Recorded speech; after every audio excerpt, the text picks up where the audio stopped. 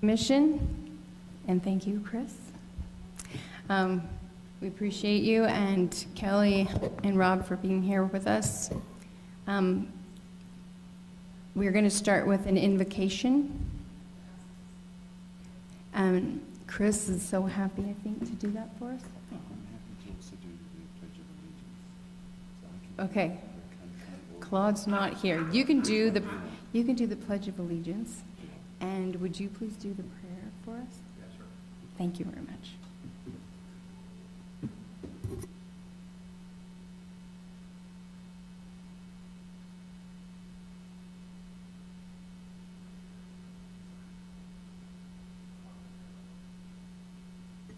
Our Father in heaven, we're grateful for this day, grateful for the opportunity to gather together as a planning commission and look at issues important to Highland City. We're grateful for those on our staff that support us and for the good citizens of our community that help to make it great.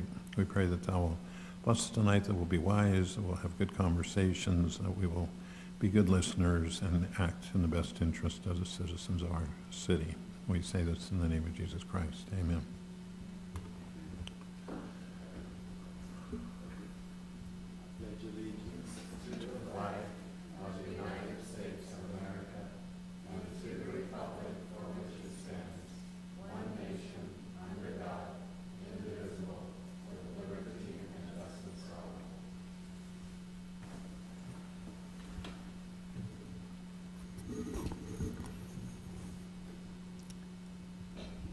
Thank you. We'd like to start with any public appearances that would like to be made. We don't see anyone here. Is there anyone online? We have nobody online. And is there any commissioners online? No. Okay. So Jerry's gone and Claude. Okay. Thank you. Then I think we can go ahead and go to the consent items. We're going to start with the first one, and is there anyone who would like to approve the meeting minutes from September 27th, 2022? I make a motion that we approve the minutes. I'll second it. Thank you. Those have been approved. Oh, we need to vote on it. All right, go ahead. Yes. Chris? Yes. Thank you. We have 5 yeses. All right, number 3, public hearing ordinance, text amendment, daycares, preschools, and in-home instruction. This is a development code update. Kelly, can we turn the time to you and Yes. your presentation? Thank you. Okay. Thank you, Commissioner Moore and the other planning commissioners for being here. If you could tell by the staff report, this is a complicated amendment that has taken a lot of time and research. This all started out, we had a resident come to our city council meeting on October 4th. She came to speak regarding just the necessity or the need for the use of daycares and preschools in Highland, or affordable childcare. She shared her opinions that it can be a permitted use and still have appropriate mitigation measures to be able to keep it in a residential zone but still provide for that use. The city council, we ended up having a communication item on that topic later in that meeting, and we went through a few different existing city codes for like Orem and Provo and Lehigh City, and the council, after looking through some of those regulations and discussing different impacts of daycares and preschools, they directed staff to move on with an amendment, but base it off of Lehigh City's code. They liked the way they divided out the impacts. And just a little bit of background, that resident that spoke on that October 4th meeting, she actually applied for a home occupation license in August. And in that home occupation license, she was applying for a daycare with 8 to 16 children attending, and one one caregiver that would not be living in the home, and she would also be a caregiver. That met state requirements as far as minimum number of caregivers, but unfortunately with our home occupation license, it didn't meet the criteria. I'll go over that specific criteria that it didn't meet, and so unfortunately we reached out to the applicant and explained, hey, sorry, we can't approve this as is. These are the things that you would have to change to meet this. And in reviewing that and discussing with the applicant, we as staff concluded or recognized that our code really does need to be updated to provide for this use, as with the existing home occupation license, it just wouldn't be possible to meet state guidelines and also meet city code. For this proposed amendment, we sent out the appropriate public hearing notices as required by state code. We have received no resident comment. These are the city codes. In the development code, under supplementary regulations, we have a section called home occupation home occupations. One of the requirements is that it has to be conducted entirely within the main dwelling. Often with daycares and preschools, you have kids in the backyard just in and out, which technically with a home occ isn't permitted.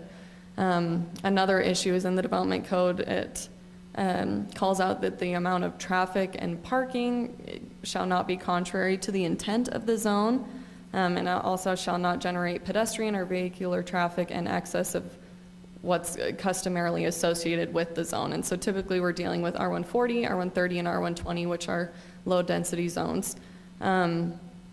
There was a Utah study that several different Utah transportation entities shared their findings as far as average trips generated by a single family home, and the overall average came out to 11.26. To and from a location is considered 2 trips, and so when we say 11.26, it's leaving the home approximately 5 to 6 times a day. As far as the municipal code, there's a regulation that requires that only bona fide residents of the premises as defined by the city zoning ordinance shall be employed by the licensee. So that's where we get caught up with, oh, here's a state requirement that you have to have an additional caregiver for this number of children, but we don't allow people to be working for the business that don't live in the home. So that's the other reason why we had to deny the application. When we're looking at this, daycares and preschools are different. For preschools, you have a more concentrated impact where if you have 12 students, you have all of them coming in at one time and everyone's leaving at the same time. But it may only be, well, they're only during these specific times in the day. For a daycare, it can be from 7 a.m. to 7 p.m., but you could possibly have 16 children being taken care of, but they're coming to and from at all hours of the day. So that's just kind of looking at the difference and impact of those 2 uses. When I was talking about that 11.26 trips for a single family home, each child or student that you'd be having in the home is at least 4 trips for drop off and pickup. Oftentimes for daycares, they also have them taking them to and from school, so that increases the trips even then. Another impact to think about is cars backing out onto public roads. I hate that this is coming in now because we do have several preschools and daycares that are approved under the home occupation license. In the past, it was done where when it would come in for any time you were having someone coming to the home for the home occupation, they would have to receive all of the signatures for everyone within that 500-foot radius. And so the really old applications that we have all of those approvals from residents. Now for home occupations, we don't require the signatures. We just send out a notice within that radius, and then people can reach out, and if they have concerns, we'll try to work with them. But in looking at this application, a potential 16 kids seemed way too large of an impact to not recognize that we cannot approve something like this for a typical home occupation. Can I ask a quick question? Yes. Does that include, well, is this a grandfathered in scenario? Yes. Okay, Mhm. so those previous approved, established. Uh-huh. Okay. And 16 per session? or 16 in total? That's a good question. For this one specifically, the 8 to 16 was for a daycare, and so it would be total during the day, but possibly at different times. Yeah. Question. Yes. Didn't I read somewhere where it said, regardless of how many, or like in the sessions, it was 12 per day was the upper maximum? This is what we're thinking of in our proposed amendment. I haven't gone over that yet, but Okay.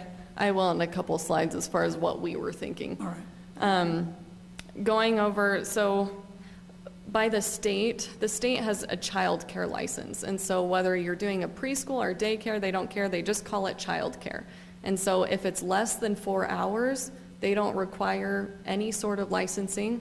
And then anything over 4 hours, they do. And so we've defined our in-home instruction or residential preschools as less than 4 hours.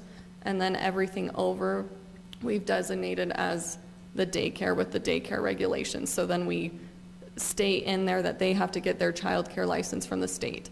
The state regulates a lot of things. They regulate the child to caregivers ratio, training hours for the caregivers, background checks, safety and injuries, food, transportation if provided, and medical records. And the state also conducts annual inspections for all of these things to make sure that the daycare is providing appropriate care for the children. But like I said, anything that's less than 4 hours, they don't regulate at all. And so that's why for preschools, when I go over what our proposed amendment is, we added a couple of things to kind of check off things that the state typically would regulate that they don't, that we think is necessary to regulate. Here's our proposed amendment. In the staff report, you'll see the definitions that we've included for daycares, preschools, and home instruction and home occupation. Our proposed regulations is that for daycares, they meet all of the home occupation regulations except the fact that they can have caregivers that are not required to live in the home, but we are also stating that it can only be the minimum number of caregivers required by the state. The state regulates their like caregivers to children ratio based on age, and so you could have, if you had 6 kids, depending on the ages, you could only need 1 caregiver, but you could need 2 or possibly 3. So if you have like 6 children under 18 months, you would need 3 caregivers. And so we're saying if by their number of children and ages, state requires them to have 2, we're saying they can't just have 4 just because. We're saying you have to have that minimum number and no more, correct? We're requiring that they receive the appropriate child care licensing, and we're also requiring that they provide a copy of that to the city. The state doesn't give the child care license until we approve the home occupation license, so they have to provide our license to the state to get theirs approved. So we're just making them give us a copy. They also have to renew their business license annually, and so if that's when we check it, then that might be the simplest way for us to regulate it. We've also divided daycares, this is how Lehigh City does it, into 3 types, essentially. Type 1 and Type 2 are residential, and then the last one is just commercial. Type 1 is 8 children or less.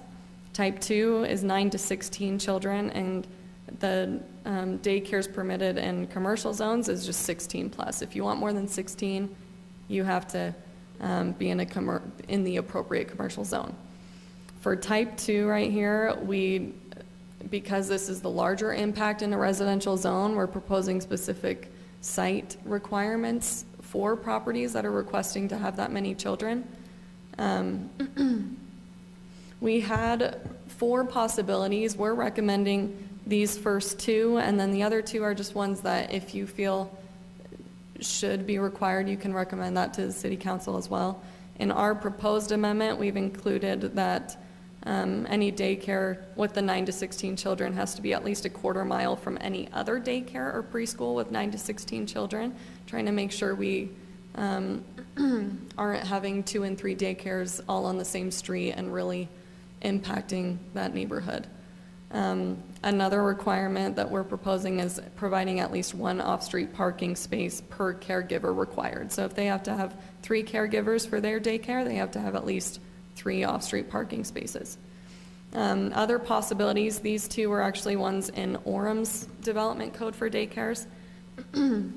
It's that the property can only have a daycare if they are adjacent to a collector or arterial street. And then another is they require a parking turnaround on site. So basically a large enough driveway for you to be able to flip around, or a circular driveway. It's trying to prohibit people backing out onto a local road or flipping UEs, allowing them to do it on site. Like I said, these first 2 are what are in our proposed amendment, and then the other 2 are ones that the Planning Commission can recommend to add if they'd like. And is that only for the 9 to 16? Correct. Okay. In our proposal, we're not recommending any site regulations for the 8 or less, because even though it is an impact, we're saying it's not as much of an impact as the 9 to 16 children. For in-home instruction, which includes preschools, in-home, if you look in the staff report, it has the full definition where it includes art classes, music, fitness, health, any type of classes that one may be holding, and this does not include homeschooling. So if people are homeschooling their own children, that is not regulated by this ordinance. It's just when they're instructing students that do not live in the home. We're proposing that all the home occupation regulations be followed. We're also proposing the maximum 12 students per day. Again, this 12 number came from Lehigh City Code. And then we're also proposing a maximum of 2 time blocks, morning or afternoon. Like I said, we've defined it as the less than 4 hours to be in line with the state licensing, not requiring the state licensing. Also, sorry, my voice just got kind of scratchy and all I have is soda. Another question that we'll look at the end that I included in the report is, as far as that maximum 2 time blocks and the 12 students per day, we have in our proposed amendment the 12 students per day, but something y'all could think about is 12 students per time block, which would significantly increase the trips, but it's just another, when we save 12 students per day and 2 time blocks, they could just have 1 time block and have it be 12 students, or have 2 and have it 4 and 8, or however they want to split it. Or you could allow them to do the maximum 12 per time block is an idea. We're also clarifying that the teacher or instructor for the in-home instruction must live in the home. We're not allowing caregivers or teachers that don't live in the home to participate or teach. We're also requiring or proposing to require background checks for instructors that have students under 18 years old. Because there's no state licensing for this, there are no background checks, and when you have preschools with possibly 12 children, we think it's necessary to make that a requirement.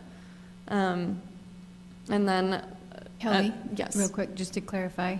So you're saying that, I get that the homeowner must be one of the instructors, but they are allowed to bring in another instructor per how many children, or not? No, because these ones, the in-home instruction, including preschools that's less than 4 hours, doesn't have any state regulations, so they don't have minimum number of caregivers or teachers that they're supposed to have. Does that make sense? So even if they're like younger ages, like 3 and 4? As long as it's less than 4 hours, the state doesn't have any regulations. I had to call 3 people there to make sure that that was correct, and it is. They don't have any sort of regulations for it. Question, so, I mean, it seems focused on preschools, but I'm thinking in terms of background checks, this also applies to, you know, piano teachers, violin teachers, swim coaches in the backyard swimming pool. Does the background check in that apply to all those categories? It Yes. seems to. And do you think that's happening currently? Well, when they get a business license and they're supposed to be getting their home occupation license for those, and we have plenty for those, it would just be part of their checkoff list for us to approve it. Okay. So you can't have teenagers teaching swim lessons in their home? This is the students. So Okay. If the students that are being taught or receiving the swim lessons are younger than 18, that instructor would have to receive a background check, which technically, like, yes, you can have teenagers, they would just have to have a background check. And that's what, for daycares, state licensing, if there's anyone that even lives in the home that's older than 12, the state makes them get a background check for every single one of them, even if they're not taking care of the children. Yes, correct. No, we don't.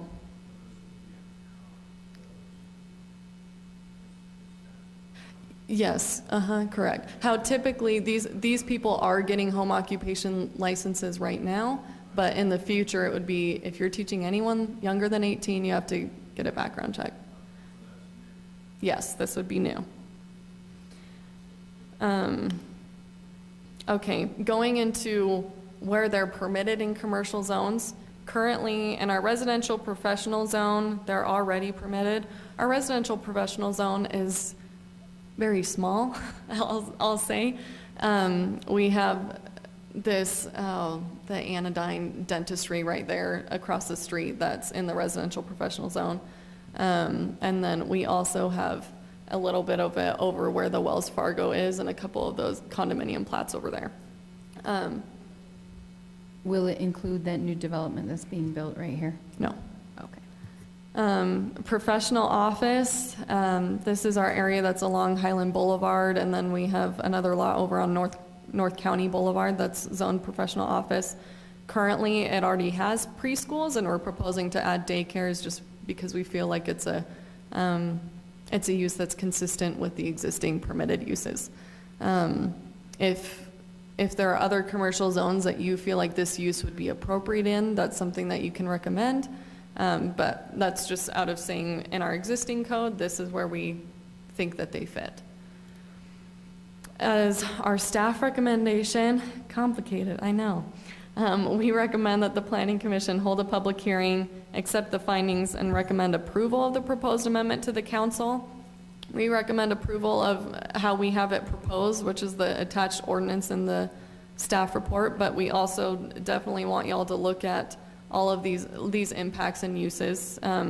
One of these things, this is on the report too, I just copied and pasted in these slides, but I'll go over them real quick. The possible site requirements for daycares with 9 to 16 children, that's what I went over. C and D are what we already have in there. A and B, if you'd like to add those, you would just add that in your motion as including B or A and B in the type 2. And then this is another thing to think about, or item to think about, the maximum number of children permitted for preschools and in-home instruction. Like I said, we got the 12 from Lehigh City's code. This first question is what we discussed about the 12 students per day, or if you want to do 12 students per time block, I added the 12 students per day would be approximately 48 trips, and then 12 students per time block could be approximately 96 additional trips on top of the 11.26 standard single-family home. Or another thing to consider is if you think that the maximum of 12 students should be more than that, and you can recommend a number, or if you think it should be less than the 12, you can also recommend that number. Last thing to consider is maximum number of children permitted for daycare is how we have that type 1, the 8 or less, type 2, 9 to 16, or commercial 16 and up. Should the number of children in each type be adjusted, or do you think those are appropriate numbers for those levels of impact?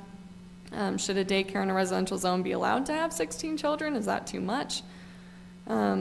Should the site improvements be required for all daycares, no matter how many children attend? That was just as far as us saying 9 to 16, you have to have these requirements. You could have those requirements for just all daycares in general, is an idea. Last question, should caregivers that do not live in the home be permitted? How we're saying for daycares, we should allow them to have the minimum state requirement. If you would just like no caregivers to be allowed and follow the existing home occupation regulations, that's also something that you can consider. Here's a motion of approval for, if you want to recommend approval of the amendment as proposed by staff. And then here's an alternative motion. Obviously, you'd have to fill in the blanks where you'd state this and then with the following changes, and I can go through the slides and you can determine what changes you would like or propose to be made. And that is Question. that. Mm-hmm. So, as I have gone through this stuff and actually gone to some preschools, are we talking only commercial preschools and not commercial preschools that are in residential neighborhoods? So the in-home instruction that includes preschools includes the residential preschools. So any preschool that you see being held in a residential zone or in a neighborhood, we're calling that the in-home instruction, where we say there should be a max of 12 and only 2 time blocks. Any preschool that's more than 12 should only be in commercial zones, is what we're proposing. Does that make sense? Did that answer your question? Sort of, yeah. But regardless, the preschool's required to be within the dwelling, and they can't take weekly trips on motorized vehicles up and down the streets and stuff like that, right?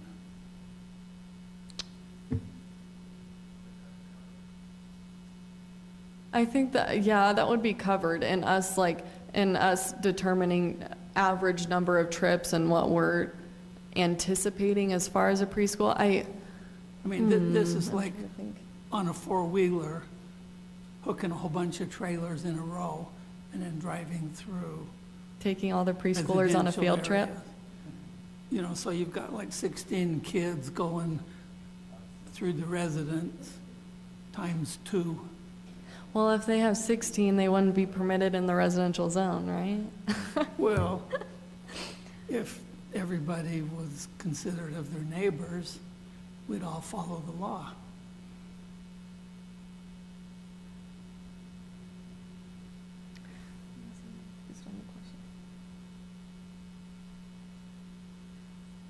Doesn't seem that the statute as written covers that eventuality, so you'd have to include some other something if you're trying to prohibit that, right? Like, is that a typical use in a preschool? I mean, I guess unless it's considered, because our home occupation says it all has to be contained in-house, maybe that's technically outside the home.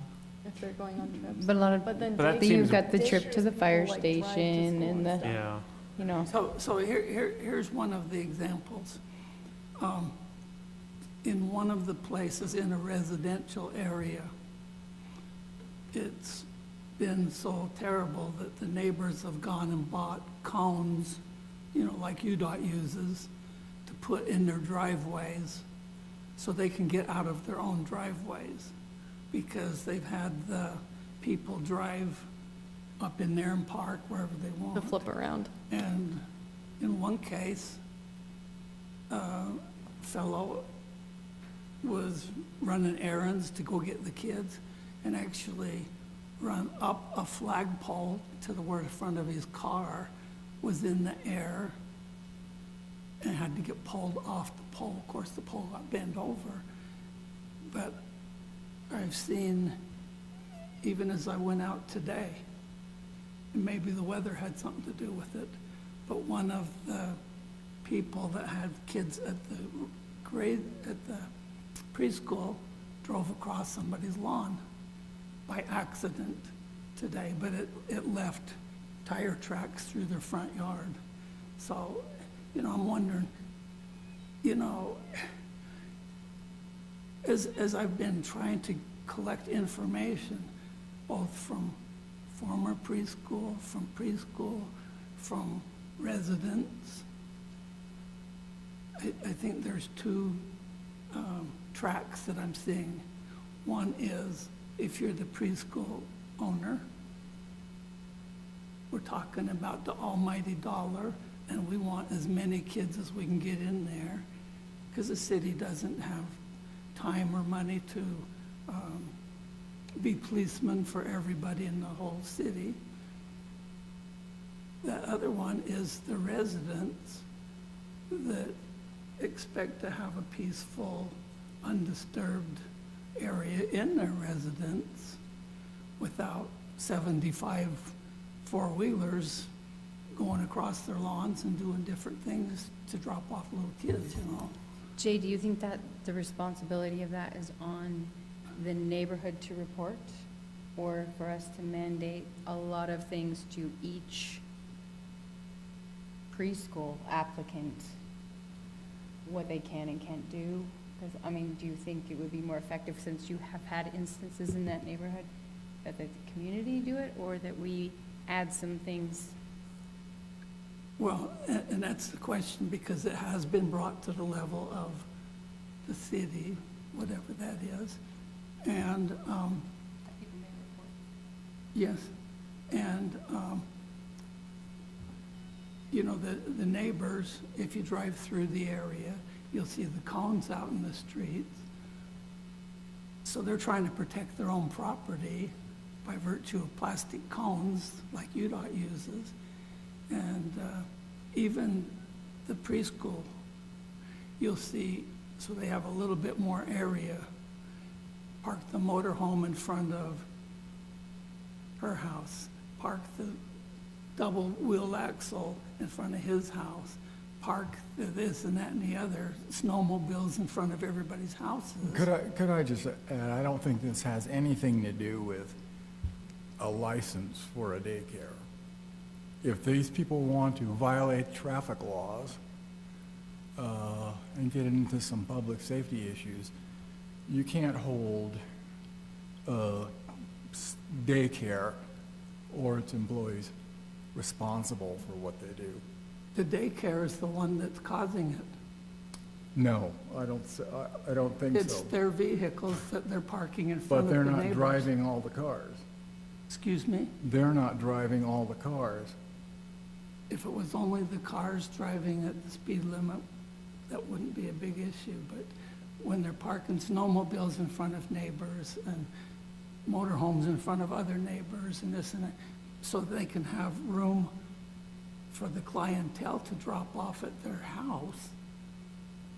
The city also has regulations on how long people can have things parked in the street, but on the other hand, you can't reserve the public street for in front of your house is not your parking lot. It is, I know everyone likes to have their front, the street in front of their house to be kind of, we or my friends, my family can park there, but under city regulations, anyone can use any part of the public street. So the only way you could really regulate that in terms of this context would be to either restrict how many children are allowed in residential settings, or increase the number of off-site parking spots required for these types of uses. Well, And so, then leave to the police and everyone else to manage parking as in city code. so in talking with residents, it's not just one spot. I was asking about the numbers that we've got in our recommendations here. And almost without diverting, the answer came back for in residential areas, 0. In commercial areas, knock yourself out, whatever you can get in there. Now, that was differentiated by, let's say, a grandma watching her grandkids, or, somebody teaching piano lesson or something like that. But we're talking a commercial school operation in a residential area. Do I need to open this up for, okay, so we can have a discussion as a council here in just a minute, but I do need to open this up for public comment. And so I'm opening it up for public comment, if there's any. And is there anyone online? Okay, then I am closing it for public comment, and I will open it up for the council to discuss some of these measures. We need to make sure that we are judicious, because this is a really big package of information, and so when we make a recommendation, we need to include exactly what we want in it. and what we want to leave. So we're going to go through each person, and if you can kind of organize your thoughts and put your concerns down or recommendations you'd like to make, I'm happy to make a list of those things, so then whoever is making the final recommendation, we have a list. Okay? So we're going to start with you. So I was just going to clarify. Yep. I was just going to clarify, we're the commission, not the council, if that makes a difference. Correct. Absolutely. Okay, I just wanted to clarify. Yes. So there were a few things that stood out for me when we talked about in there to follow the minimum state law. That always rubs me wrong. Minimum means less quality. I don't want to do that. I know what you're stating is if you have to have 2 people, that's all we want you to have. But if somebody was to have 4 and I was to take my children there, I would want to have 4. So that just kind of hits me. And I also think, I don't know that we even need to regulate that per se, because they're not going to have more people than they can afford to pay. So that was just my thoughts there. I very much agree with that comment. I was also thinking, there's lots of people where, especially if this is a daycare and parents are using this as childcare to attend a job, and the caregiver is sick, they need someone else to cover for them. Dependability. Yes, you need the opportunity to have another teacher or child caregiver.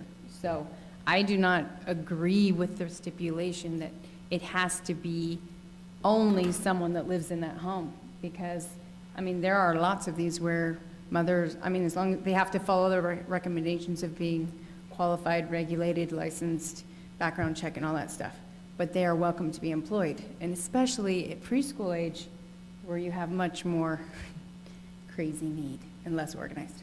So are you suggesting Commissioner Thane's comment was regarding the daycares and minimum state regulations. Were you suggesting that for how preschools we have proposed the teacher and instructor has to live in the home, that you're saying that shouldn't be? One has to, but they can hire someone else So that they can to- also have, so that they can stay open. I mean, you've got sickness and different things like that that might prevent that. And when you are dealing with childcare and people are working and using this childcare, to have a backup teacher and caregiver is really critical.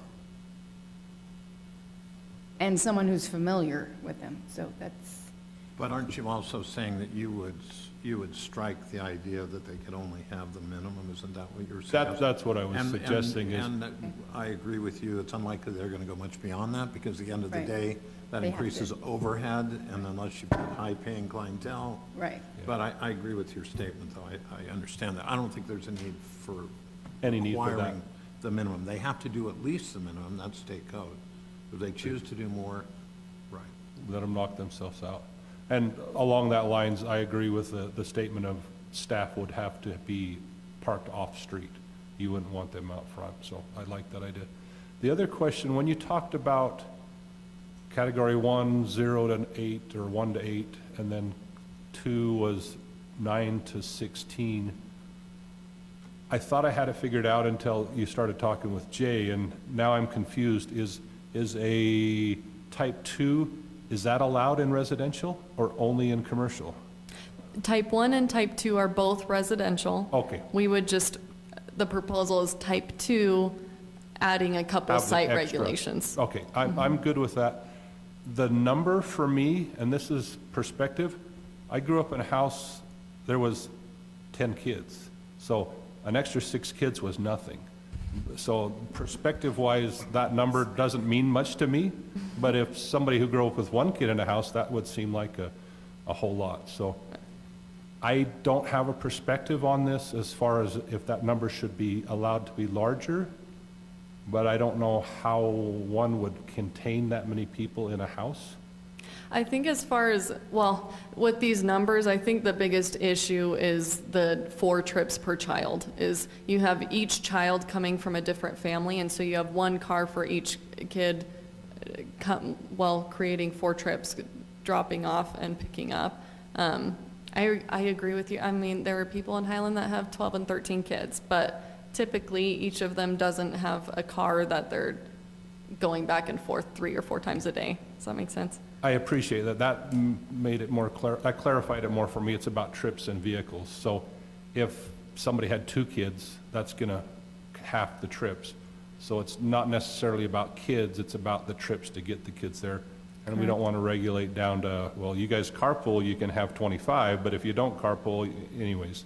Agreed. Okay, that clarifies that for me. There was one other item, but it's left me, so I'll let Jay go next.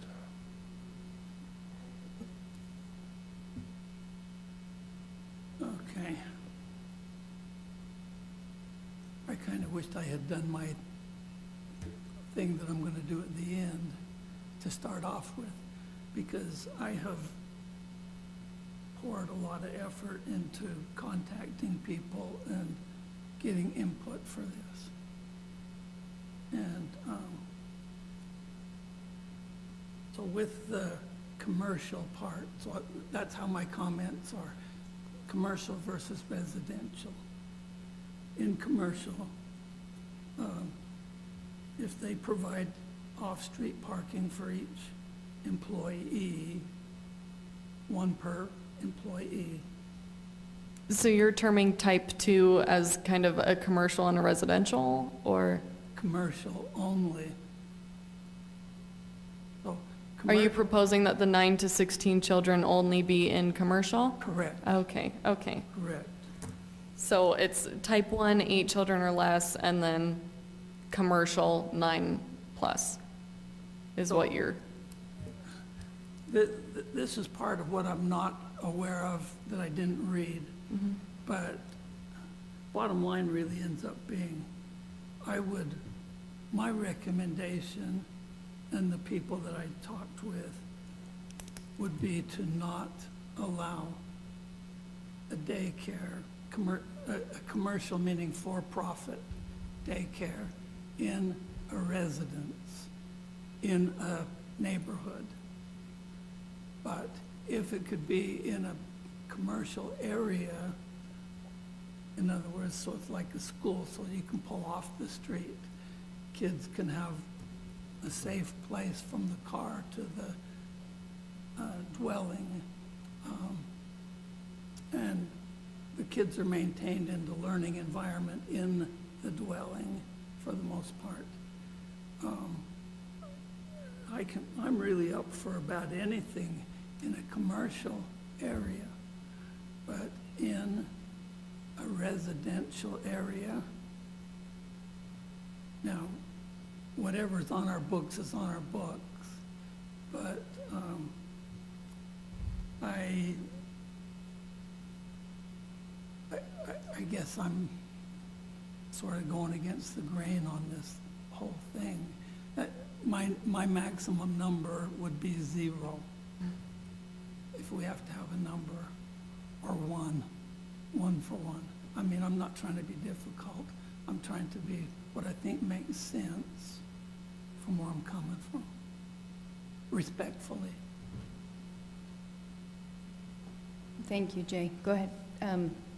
I'll just repeat my input. I think it's important to not limit just one instructor. In a lot of these situations, you definitely need 2, especially with ages, the age range. A lot of times they split it up. I am familiar with daycare, or at least preschool. I haven't done it, but I know friends who have run them. And you divide it by age group and learning a lot of times.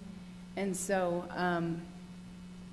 I think it's really important to allow another instructor. I agree they need to have parking within the premises. I think Jay's neighborhood's a bit traumatized by a very creative group who takes a lot of liberties and is not kind to neighbors. But I don't think we can hold all daycares accountable for this crazy daycare. I also think this is very appropriate in home business, and it is needed in Highland, and we have very limited commercial areas. And to be able to rent a place and have a brick and mortar building for this, you would have to have a lot of kids. So, and that's what people are trying not to do. Lehigh's got Learning Dynamics Preschool. I'm familiar with that one. I took my own daughter to that one. It's a commercial one within a commercial area, but it's right next to another school, and the traffic is insane, with long, long lines.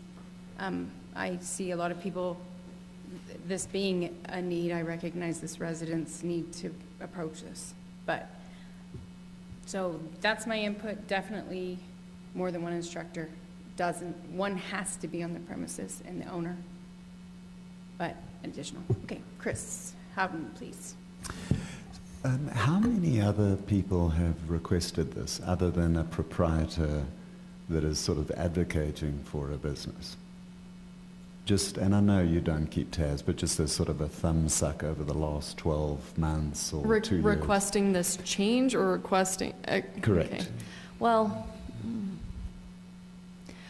over the years, we've had several complaints come from preschools or daycares, and we've, with certain traffic measures, we worked with the police department to have the preschool or daycare come up with a traffic flow plan or a parking plan to try to mitigate the impacts. But like I said, at the time, they had an existing license, and so it was just trying to work something out to appease the residents. With the application that came in August, we had 5 or 6 residents complain about it, about the impact, and that's why we recognized, whoa, red flag, we really need to address this. But as far as people coming to us and saying, hey, you need to change the code, it's just been this one resident or experience that has led staff to think it was necessary. Okay, so just so that I understand, we don't have a lot of demand for people that are requesting, please give me permission to open a daycare. Would that be an accurate statement or not? I know. We have, okay, I just looked it up. We have 6 daycares and 6 preschools and like 2 daycares in Highland that all have licenses. There may obviously be a couple that don't have home occupation licenses, but those are the ones that we have approved. Okay, great. The reason why I was asking is it just seems like we're trying to solve a problem that doesn't exist, if I may be. I mean, it might be a problem, but and you put in incredible amount of time and research into this, so excellent job.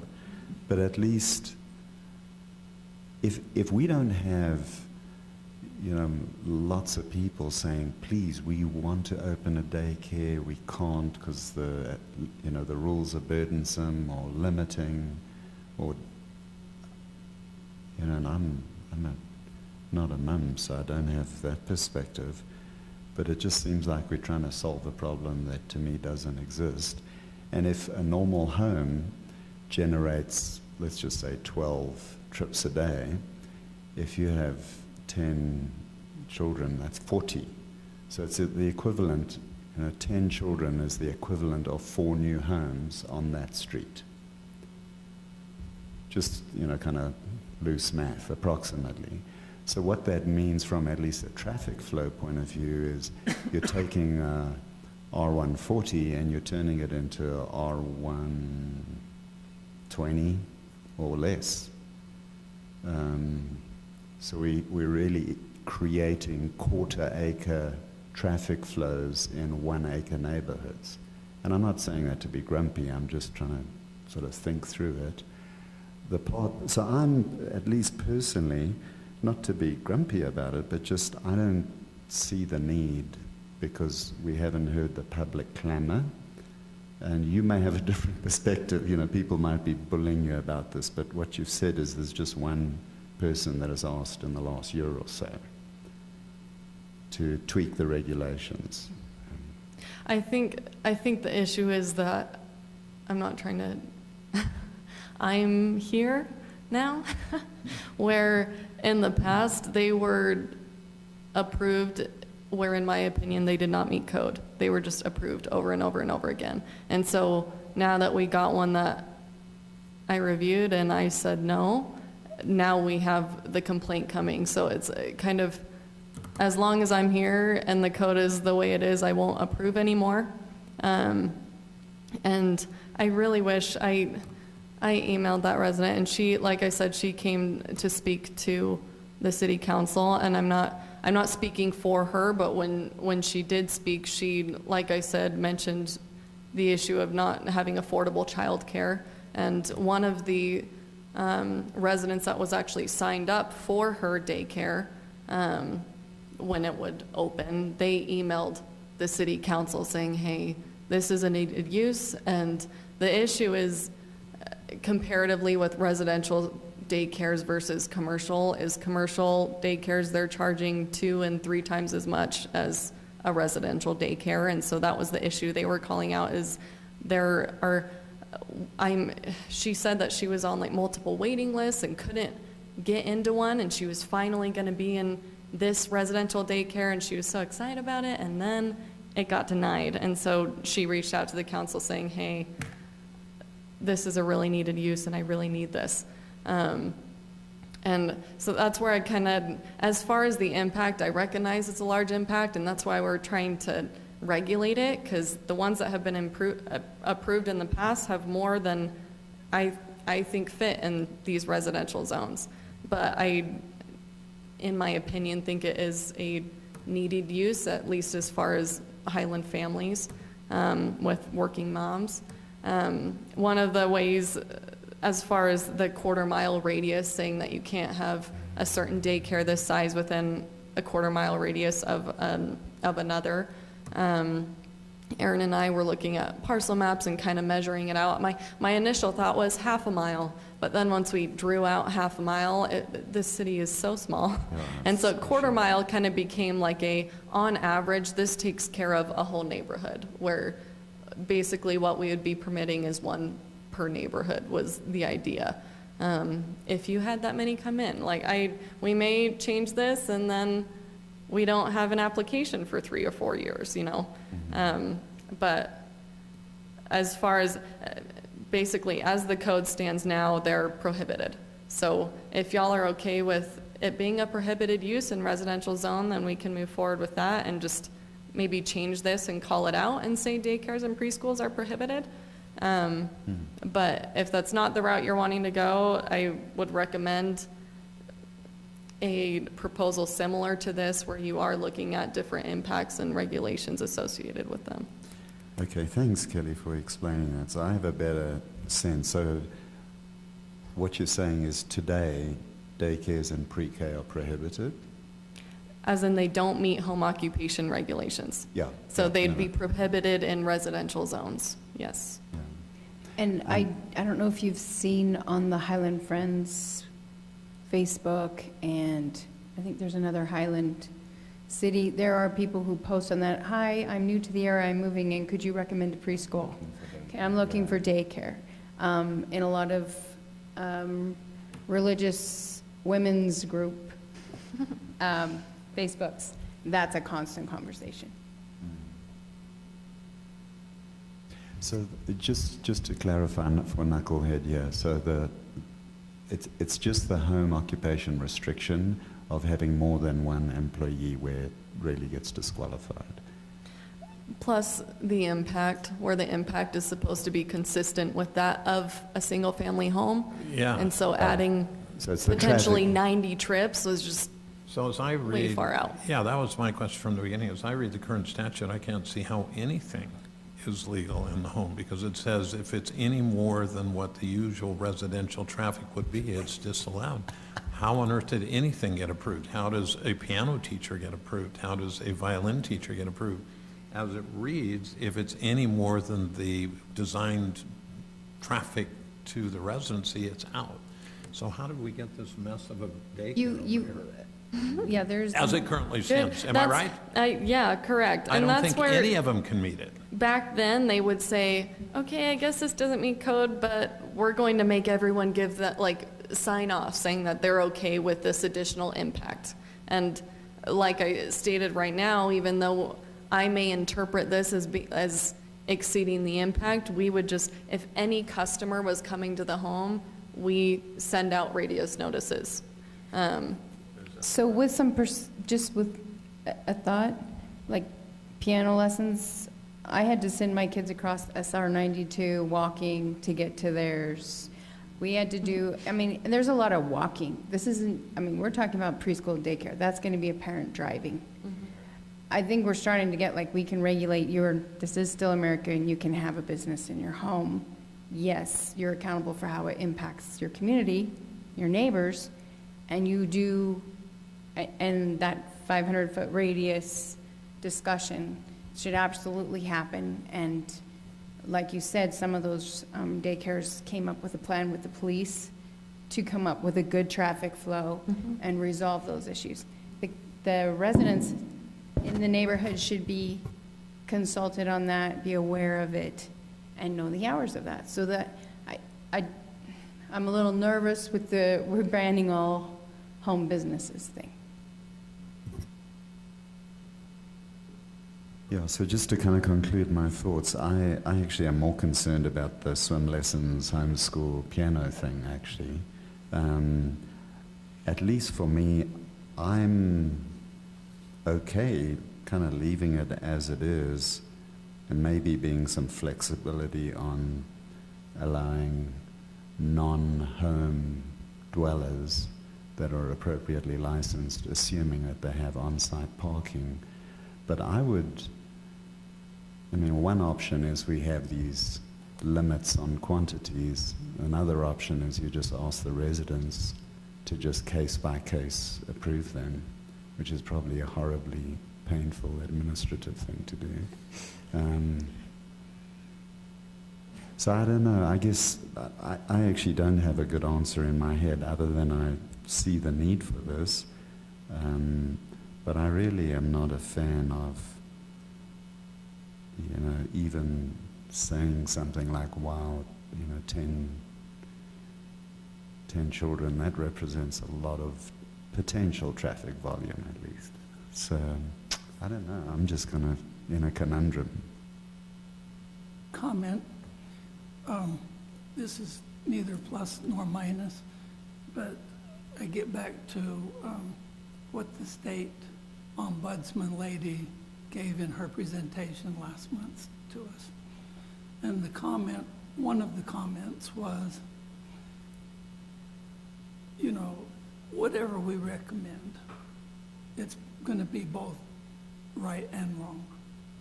But if we're going to err, her recommendation based on the court proceedings and everything that she cited to us was to err on the side of the landowners. So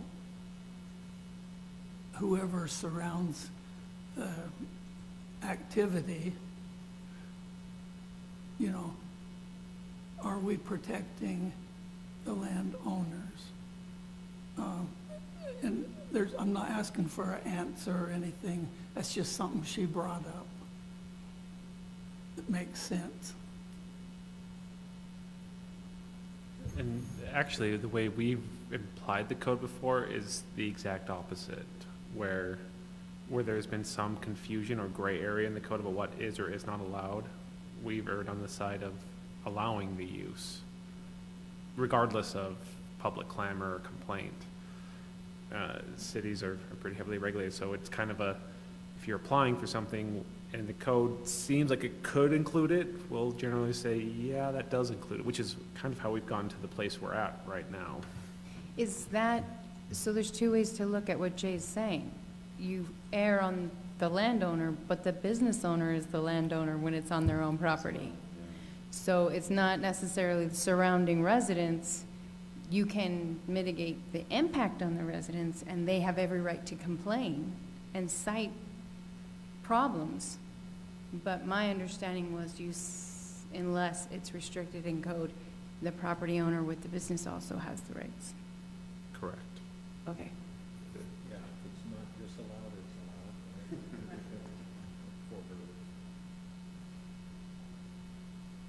allowed. All right. right, would you like to share your thoughts? I think they covered most. I'm with Chris. I wonder, do we need this? And I'm hearing there's two levels. I'm hearing a level of need in terms of requests, which there haven't been many, to your point. But I think I'm hearing Audrey saying she believes there is a need from a community perspective for more of these kinds of options. Do I hear that right from you? I hear a clamor from moms that they're looking for it. That Okay. everyone's looking They're not for necessarily someone. saying it has to be in They're not Highland City, asking to run but it. from a community point of view. Yes. So there are two different levels there, right, to your point. So I guess that was mine too. Do we need to create this, you know? I do see the wonder about the fact that if we don't set a boundary, then anything goes with the next one that shows up. Yeah, but go back to that reading of what we have currently, and it seemed to me when I read it, it disallowed everything. I mean, almost. It says, the home occupancy shall not generate pedestrian or vehicular, traffic in excess of that customarily associated with the zone in which the use is located. That seems to me to preclude all of these. Am I missing something? I mean, obviously you can No, make an that's exception, but actually I read that as saying they're all out. If it's my neighbors walking to my house to do piano lesson, that generates more than customary pedestrian traffic. And I think that's a rotten way to live in a community. Yeah, well, that's too much. But my point is, you're saying that if we don't do it, it's allowed. Well, there it's disallowed currently. Am I missing? But it has been allowed, the problem is we have these existing, and. Yeah, well, we can't fix them, right? They're grandfathered. Yes, But but they're we- grandfathered under this exact code as it was written. And I still don't get, some point. where is it written from what I read today that we have this 500-foot, the neighbors are okay? The neighbor next year will be different neighbors. I don't That's see that. I don't think that's ever actually been a hard, code requirement. We do it out Not of in there. I think it's just courtesy. been a thing we've done. More like They're common law. courtesy notices. Courtesy notices to get public clamor that we don't always want, but we So- have requested it. Yeah, so this plus what's happened, there's a mismatch there for me. But anyway, so that's one. Do we have a problem we have to solve? I'm kind of with Chris on this, and where's it going to end? And having been a grandparent that's gone to these, what I see is the biggest issue, and I think the number might come down from 16 in my head.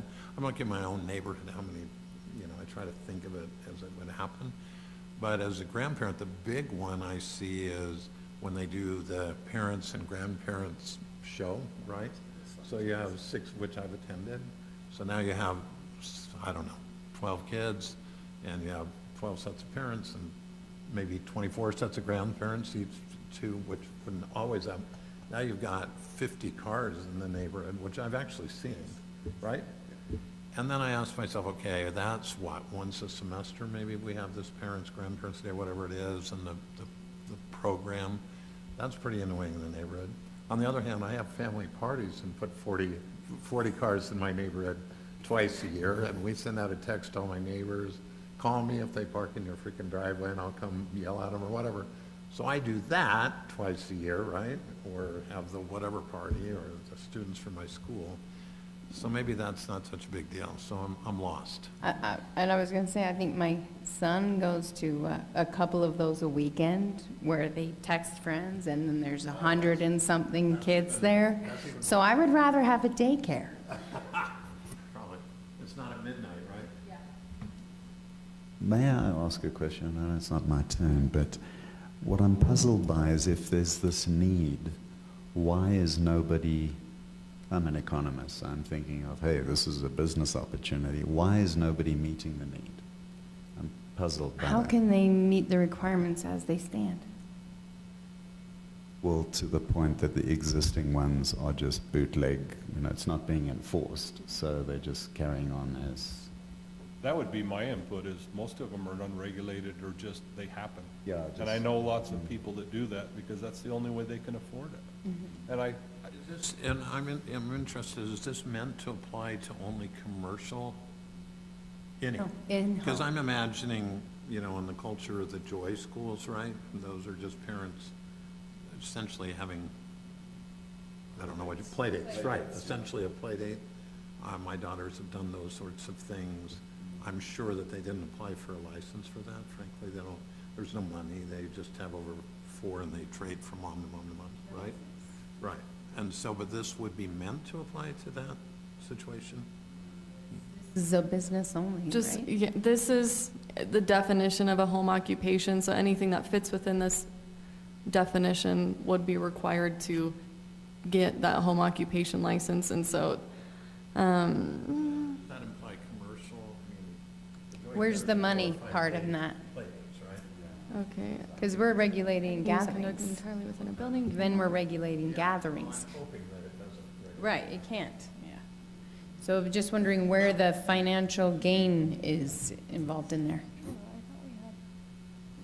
With most things like this, people do what they're gonna do until the neighbors complain, then they go to the city, then the city gets after them, and then they put a stop to it. Until somebody complains, anything goes, and that's, whether it's a one-time party, or my wife watches 5 kids and nobody knows about it because they don't even notice it. So it could be anything. It really is when it's noticed and somebody complains, the city gets involved. And personally, I really like what they've put together here. I only have a few more questions about how many kids should they be allowed. I really like some of the regulations about no reverse park, reverse driving out of it, different things like that. Other than that, I think it's really good and should be applied. But you haven't had your turn yet. All right, Claude, go ahead. Well, Here's this, sorry. It's in the daycare definition for direct or indirect compensation. That's where it would, Okay. taking care of children would, if they're getting compensation, then we'd define it as a daycare. Okay. By the way, I think that's the difference between what Tracy said of grandma watching the kids Right, exactly. versus, a business. Agreed. Okay, Claude. it's been the experience of my life and my kids and now grandkids that these are absolutely vital to communities to have as many as is comfortable, because not everybody is going to want to have kids in their house all the time. I think everybody benefits from a preschool and daycare. It's just necessary, and so I would certainly not be in favor of anything restricting or disallowing them. Where did you get the language for this proposal? Majority of it was from Lehigh City Code, and then there were a couple of questions that we personally had that we answered or took a couple of phrases from Orem City Code and added to it. And we also consulted with our business license technician, and she had a couple things she wanted to add, like the background checks for, and home instruction for children under 18, but. Do you have like ongoing complaints throughout the year of regularly people complaining? For one specific preschool, yes. Well, we can't be held accountable for that, but. No. And that is one that we've worked with the police with, trying to work with the preschool owner to mitigate impact, and we've tried a few different things over the years. But in general, In general, not typically. so it runs along quietly, From my experience. run by moms. Is the troubled one larger than what we're specifying here? Is that it? Is it a numbers thing, or is it just whatever? They, Good comment. obviously, numbers fluctuate over the years. I read their business license that was given 10-plus years ago, and they had, I believe it was 30 children was their request.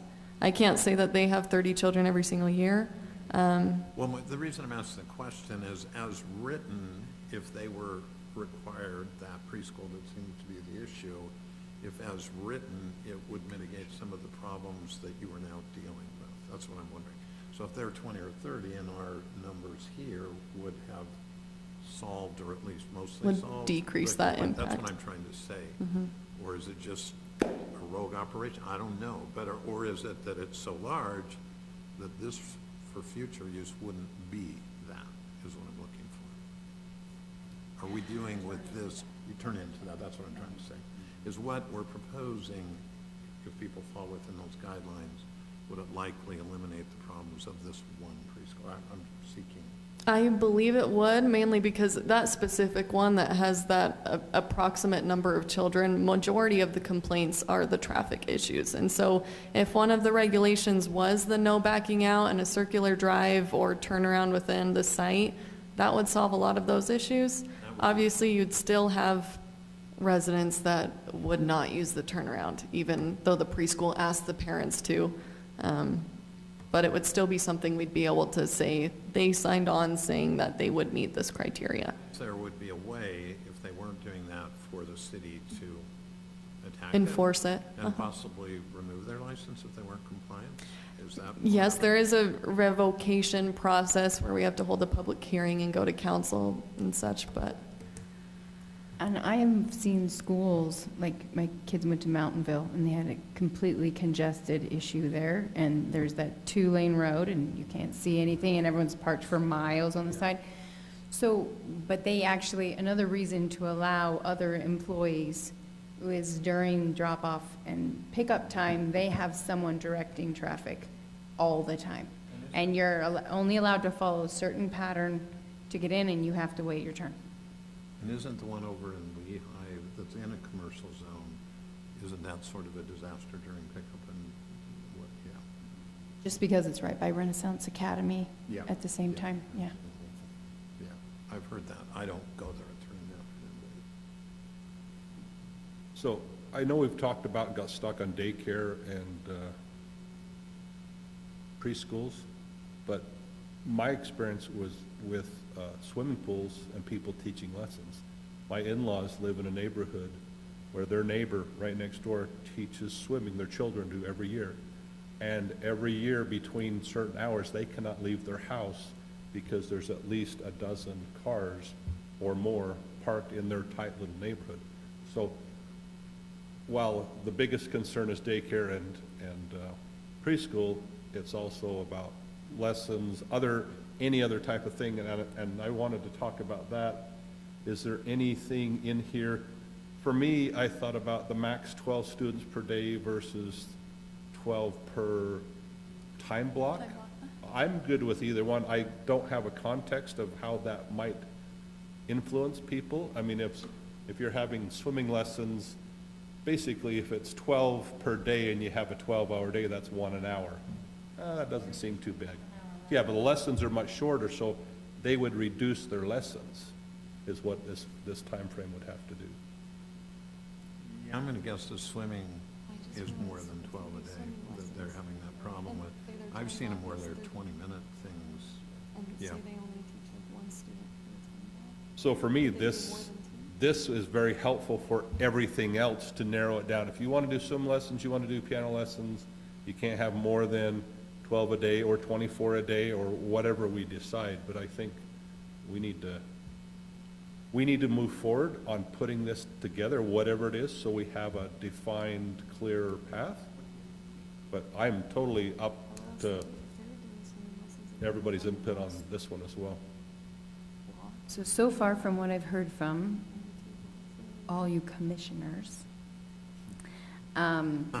we will follow the minimum of the state law, but will allow more instructors, We have to follow state law. right? But we're not going to limit it to the minimum, okay? Yes to out-of-house instructors because they're limited by the income they want to make in their business, as long as they're parked off the street.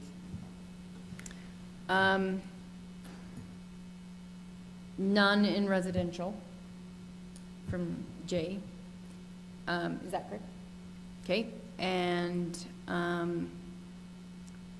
2, with you wondering why we have the need to make this And I think Kelly's is, if we leave it open, then we are open to more problems in future. The dynamic of Highland, just a little thought, at least in my neck of the woods, is Empty Nester Row, which is now slowly switching to the bigger family like it's doing its flip. So that will happen in all these areas. And there's a new crop of people who can't fit in these condos and apartments and are ready to move into the bigger homes. So this cycle is about ready to repeat itself in a lot of places in Highland. Just a thought. So to be able to nail this down so the city isn't constantly looking at loopholes and trying to adjust, I think it's smart of us to nail this down. What should be nailed down and what shouldn't, we gotta decide. And then, One of the things brought up, I'm not sure by who, okay, but I've seen in Washington DC, Maryland, Pennsylvania, a lot. And that is, when you have things like this, or a lot of times there, they'll have like preschool at a church or something like that. But regardless,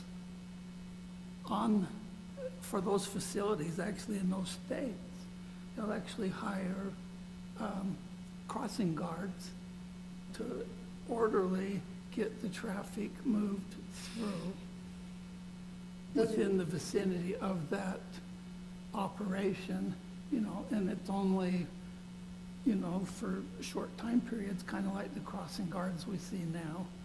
But, you know, something like that might actually help mitigate some of the existing impact. and you know it depends on your area. When I lived in Jackson, Mississippi, everything is run by the Baptist Church, and they have the schools and the preschools and everything. But here I think for litigation reasons and liability reasons, the predominant churches around here don't allow that. No, but they're using the buildings for other purposes, and so here, they could apply the same principle where the crossing guards are for the preschool itself at the residence. Right, correct. Yeah. Yeah, I think that's smart, yeah. And where we're talking about the city's getting, you know, complaints from neighborhoods, you could say that then you have someone organizing your parking, or your drop-off, pick-up, drop-off time. You have another employee managing that, or whoever that is, during those hours, and that's mandatory, so that's an idea. One question I had, the background check is a new requirement for these, do I understand that? And, you know, I'm just asking I mean, I understand it, I think preschools, daycares, that makes sense to me. Do we want to require that of piano teach? By the way it's written, this includes piano teacher, violin teachers, all of that. Is that common? Is that what we want to do? Do we feel the need to do that? I mean, and how do you regulate that? Who gets the background check? Who pays for it? How is it arranged? How does that work? So it would all be part of their cost, much like we sometimes require fire inspections or things of that nature. You can go to the state, and there's forms you can fill out online. I can't think of the top of my head. There's a way of doing requesting a background check to be done on yourself. We don't have to require it. We could just leave it up to, it's a matter of how much do you want to regulate this type of activity. That's my question. I mean, I certainly think daycare, I think it's required for daycare by the state already, right? Is it required for preschools by the state already? I don't know that. No, That's right, you said if it's less than 4 hours, it's free reign. yes. I'm certainly fine for that because of the ages involved. Preschools are 3, 4, and 5-year-olds typically, and that's, I'm kind of thinking, my kid sees a sign that says guitar lessons, she's 13, and I'm supposed to drop her off at a 19 or 20-year-old's lesson, I'd probably like a background check. is that where we are? I mean, is that common and present for those other activities? I get it with the daycare that makes sense for the preschool. I'm just going up the road. You're saying yes? I was just Is this putting a com- scenario is that's this your real life idea, for or me. is this a common thing that's going on? This was our business license technician's idea, the one that processes these applications because of her concern with adults teaching children or minors without us understanding what their background is. Fair enough. But is that common, or is this kind of a new push from? I would think in the latest environment with the Boy Scouts, with the other associations and lawsuits out there, it's almost mandatory that it's going to be applied almost everywhere. Is it a eventually. one-time thing or a yearly with license renewal? Because that gets expensive. I'm a substitute teacher. I have to get background checked, but I did it once. I don't have to do it every year. Honestly, we But didn't for specify that. We have to do it every 2 years. Oh, do you? Yeah, Y'all have to do it. yeah, the state requires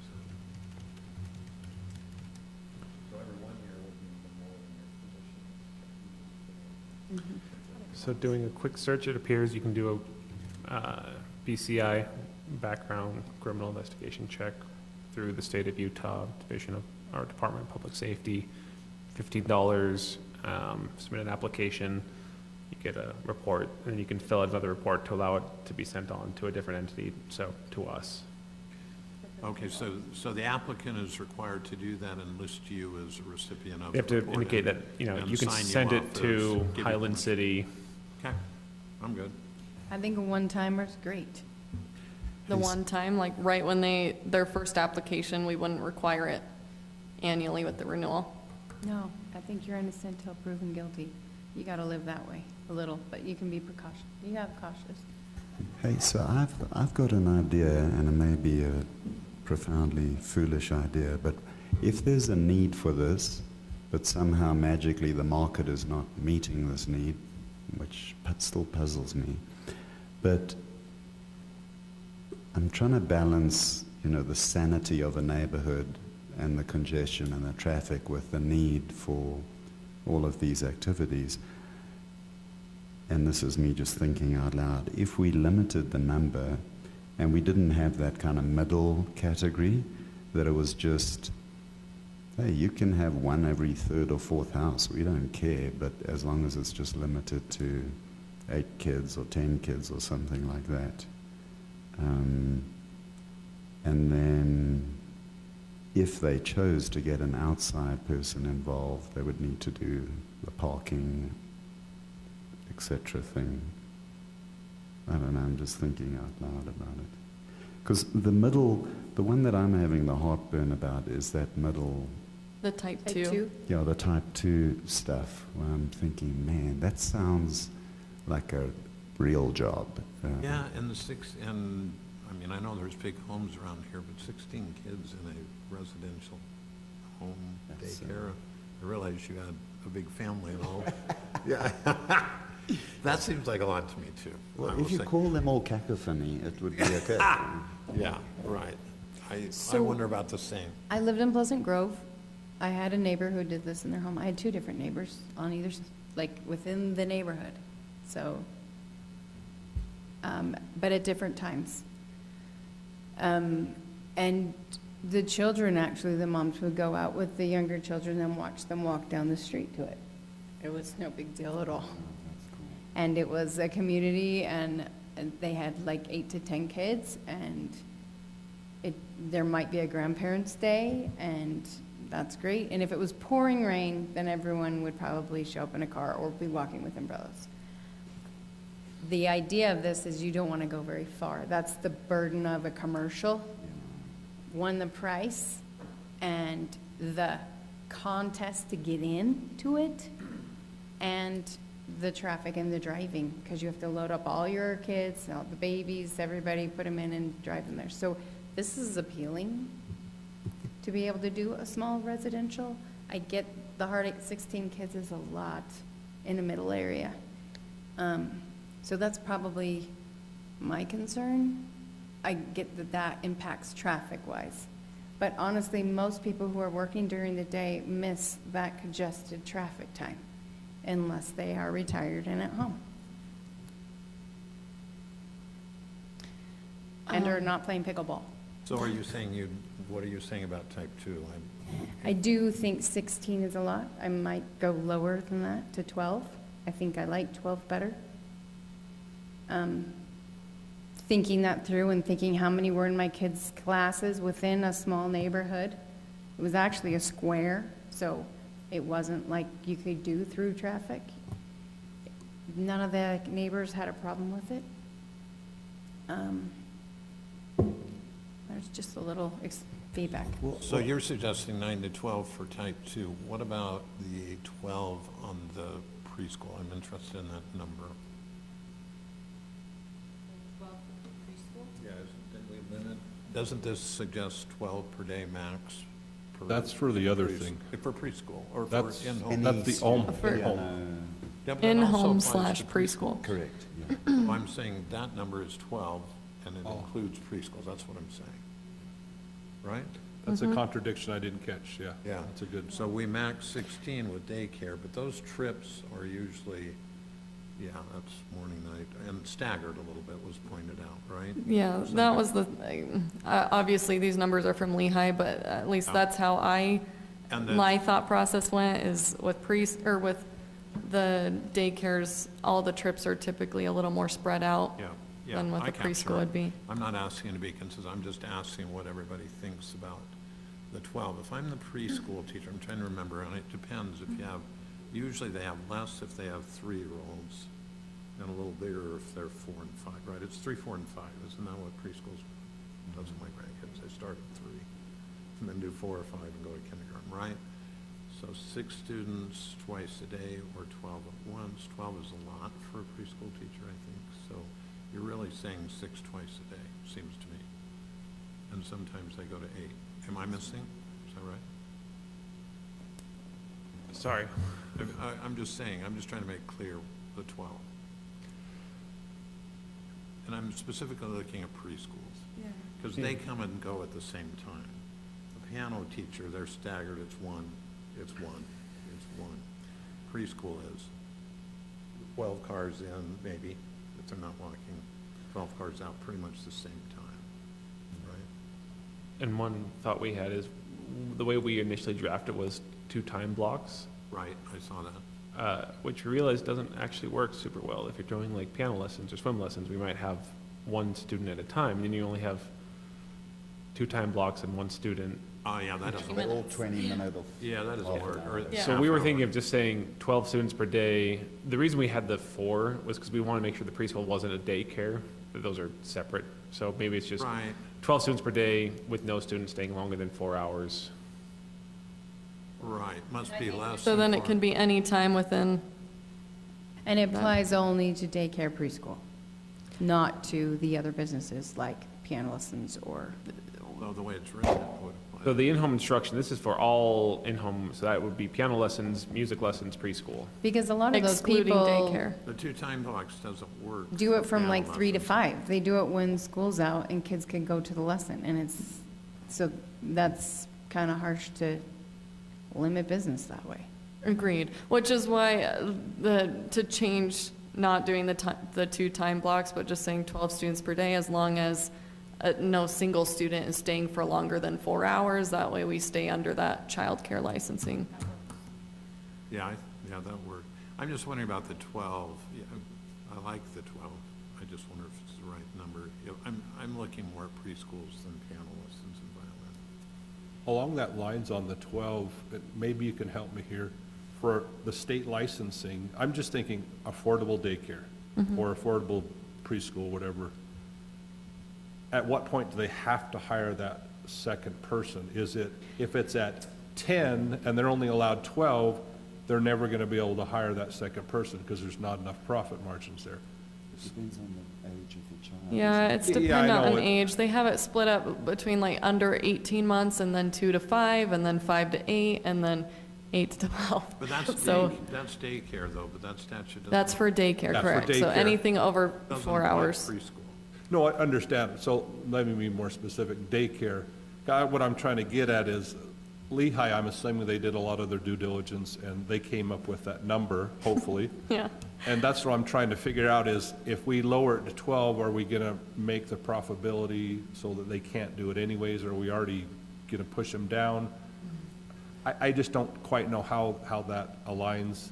I'm more comfortable following with what somebody else is doing and being successful, but I also, back to that affordable daycare, there's a sweet spot where the affordability and the profitability comes in, and I don't know if that's 10 or 12 or 16. Do you have any insight on that? I don't, unfortunately. And I'm with Thane. I'd rather take my child to a daycare that has 2 instructors than 1 to help out. Yeah, and my comment would be, I don't want to be like Lehigh. I like Highland. I don't want to be like Orem or like West Jordan. And that's not disrespectful to those places, and your point is a very good one, though. What about, how do people feel about this quarter-mile restriction? Because one part of me thinks, well, if we made it smaller to minimize the traffic or potential traffic impact, but then, I mean, who cares if they're every second or 8th house has a daycare? People will walk to it, or are we trying to create a structure where you're really making little baby commercial centers in neighborhoods? Because that's what this smells like, that type 2. It's kind of got the feel of a little, like, formal business, where you've got, not, I mean, this is an exaggeration, but, you know, if I'm running a business out of my home and I've got FedEx zooming in and out of there 40 times a day, it's kind of the same thing. I think, I have Amazon Prime neighbors that are 14 times a day, so I don't know. as far as, honestly, the thought behind that regulation was because the one that we're dealing with currently is actually 2 doors down from our preschool with complaints. And so and that's majority of the reason why we got so many complaints with this application, is because these residents were all already very familiar with the impact that the existing one had on them. Here, I wanted to show y'all, as far as like a map, this is where the measurement is for a mile, just kind of giving you a visual as what a quarter mile would be. Here we get about 0.25, and so once you like draw an approximate radius around here, it's relatively large. When we did half a mile, it became just, yeah, it was too large. So we thought possibly a quarter mile. Obviously, that radius could adjust based on what y'all think, but it was just as far as not wanting to have 5 or 6 preschools in this one neighborhood and having residents be like, this is ridiculous, how is this allowed? I like the quarter-mile radius. I was taking it as the odometer spins on my car, because that would even make it smaller, so. Oh, yeah, it's a full radius is what we would. It just didn't say that it didn't say radius in the document that I noticed. I think there are a lot of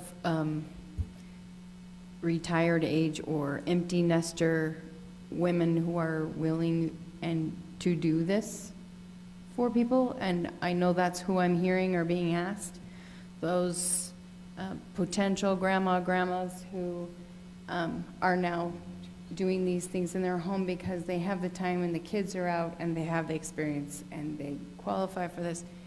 I do have to add radius to that. More and more women are having to work, and so it's just, I don't want to limit and say you can't have this in your home. I'm not sure about the arterial road issue, because I think everyone has the right to start a business in their home. I get the conflict with too much in one neighborhood. So I agree with the quarter mile, but I don't want to restrict what business people are able to do. If they can't strum up the business, fine, it turns into nothing. But like you said, you're not getting a lot of them, but this way we can kind of have a guideline So we've talked about this.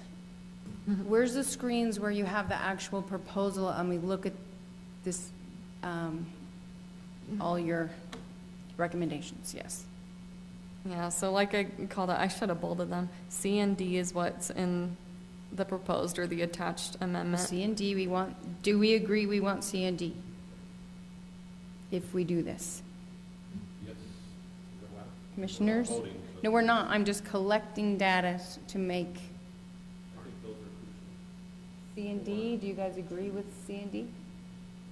You know, we contexted this as type 2 only.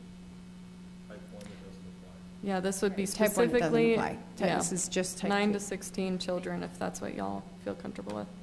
Look at what we have listed on here and tell me what you're good with, or things that we've talked about that you wanted to include. I would like to include that another instructor that's a non-resident is allowed. So that's where, okay. That's just me, though. What we would do for that, okay, sorry. C and D We would be would- good to me. We would essentially delete this portion of that section specifically for daycares where it calls out the minimum, where we just stop at, They have to meet state requirements. that they, yeah, uh-huh. Okay. So do we have to put that we would remove this section? What do we need to say? Remove number of minimum caregivers is kind of how you can term it, and then Minimum can work with care- Heather to make sure that the appropriate phrase is taken out. Caregivers, and does that take out that's non-resident? They don't have to be the second? So that, to my understanding, that's where that comment was separate for preschools, because we Okay. had already incorporated they don't have to be a bona fide resident to be employed by the daycare. So this allows the business to come up with as many caregivers as will financially allow them to stay As open. they see profit. Right? Okay, Yeah. perfect. All right. So what else? That was, so the per day or, well, I guess what our city attorney mentioned, the 12 students per day, provided that no student attend for longer than 4 hours. If y'all are okay with that. So you're eliminating the block requirement then? Yes, Because that would mess up the piano, okay. Yes. And that is not daycare, but just preschool. That would be for preschools and in-home instruction. No student allowed for longer than 4 hours. But Yes. I would suggest we move that up from 12 if you do that caveat, because that's one person per hour for a 12-hour period. And if you're doing swimming lessons and there's every 30 minutes, that's going to cut them down. And if that's the intent, that's great. But if the intent is to allow them to run their business, that's going to cut their business in half or more. You're saying as in, if you limit it to 12, then they can only work for the 6 hours if they do 30-minute time Yeah, increments? however if they're 20-minute or 30-minute windows, they're going to set their time, which I'm okay with that, but I don't know what their needs are or. I don't think that's necessary to do. The thing is, whatever number you place on it, it would allow them to have 12 students all at one time, or whatever maximum you put per day, they would be able to have it in one time block per se, or spread it out however they see fit. Question.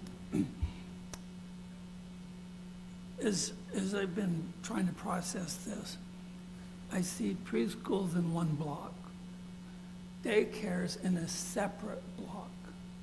And then we'll say somebody teaching a swim lesson or lessons during the summer or a piano lesson or whatever as completely separate issues. Because as I looked at the traffic and stuff, somebody coming to a piano lesson, okay, that's one car per hour and you can only do 3 a day or something like that. Whereas a daycare or a preschool, we're looking at, heaven only knows, if it's 12, So you've got 6, 12, and then 6 vehicles coming into an area as opposed to a piano lesson. You know, they seem to be in different universes to me. I understand that, but I think the other issue is that as far as piano lessons or music lessons or dance lessons, for example, is technically they could have all of their students coming to this one time block similar to a preschool, where technically a dance class would be considered in-home instruction, but they're wanting to have all of their people at one time. I think as far as just codifying it, it seemed simpler or more efficient to just lump them all together and say this entire group doesn't need childcare licensing, and we assume that this entire group would not be holding classes for longer than 4 hours. But we can also work to separate the two based on how many they're having at a time, if you want to go that route. Well, it just seems to me that they fall into different classifications. Like, we'll say grandma teaching a little kid piano lessons is, even if it was for pay. Okay, so we've got a little dinky ball there, but at a preschool, we have a giant ball over here. You know, I'm not sure what the answer is as I went through this and tried to put things in blocks. The difference between daycare and preschool, and then thinking about, okay, what are some of the other activities that are already going on, like the family vacation twice a year or something like that. You know, they seem to fall in different hoppers to me. And maybe that's just me.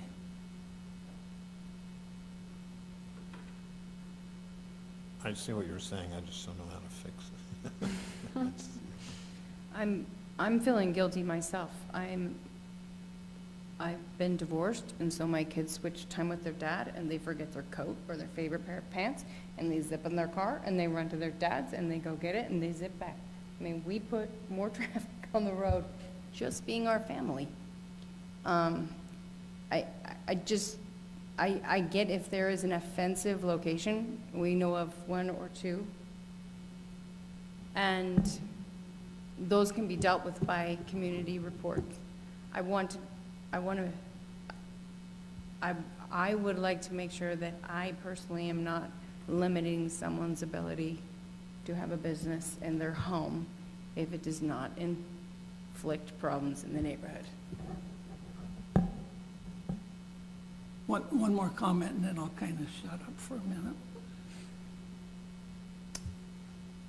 I heard a famous person once say, you know, especially in this political realm that we're in now, if you stand for something, all the decisions become pretty simple because that something guides you through the process.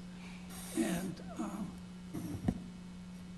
as I look at it, and, you know, I almost felt like, jeepers, if daycares and all this stuff are so incredibly important, maybe I'm the bad person for, you know, seeing things through a different set of eyes.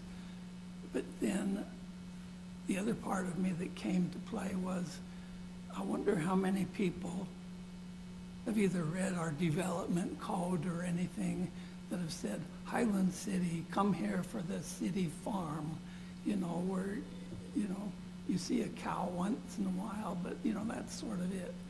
And now we're kind of saying, well, we need to have a daycare every, nobody said this, but I'm saying, we need to have a daycare every 8 houses, and to heck with the city farm and the peace and quiet.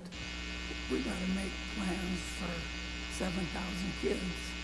And I heard that in Alpine School District, there's going to be 5,000 in the next year, and then about 4,000 more within 2 years after that. So, you know, there is a place for this stuff. I'm just not sure that, I'm not buying off in the middle of a residential area in Highland. I think the difference between that, and just from my perspective, is if you go to a daycare in a commercial area, you're paying about $2,000 to $2,500 a month. Most of my kids, they don't make that much. They can't afford to even work, or they can't afford it. So to me, this is all about affordability. If it wasn't about affordability, I would be with you. Get them out of the neighborhoods, put them in commercial, make it a school, whatever. But all of my kids that need to have daycare or will need to have daycare very soon, it's a choice between working and not working, because daycare costs as much or more than they make. And so how do we meet that? And it's the same thing with low income, or excuse me, high density housing or low income housing. There's nothing available. What do? Similar kind of a dilemma. And we're built out. How do we do that? So that's where I'm at. Is in an ideal world, I would prefer to put it all in residential, or have their mother or father stay home. I'm not opposed to staying home as a parent, but that's not an option. None of my kids are going to be allowed to stay home like their mother was, unfortunately. I think that's part of it. We're dealing with a shifting situation, a community where most of the moms were at home that are my age, and nowadays, your daughters, my daughters, most of them are working at one level or another, and that's the reality. And sadly, they're now having your wife and your wife watch them all. We don't want an occasional weekend getaway. That's max. Okay. Something just to consider. The contrarian view would be, what if we just limited it to 10, say a compromise, and I personally am not a fan of that type 2 and all of the kind of hassle that goes with it. I would prefer personally to make provision for these facilities, but have them be limited in size and scope, plus also allow them, if they wanted to, hire additional people. I'm very much a fan of that, but then they would need to park on site. But at least for me, I would prefer not to have this. It's the 16 that just seems so unwieldy, and whatever we decide, the city council is going to throw a dartboard and pick 12 or 7 or 9.3 or some other magic number.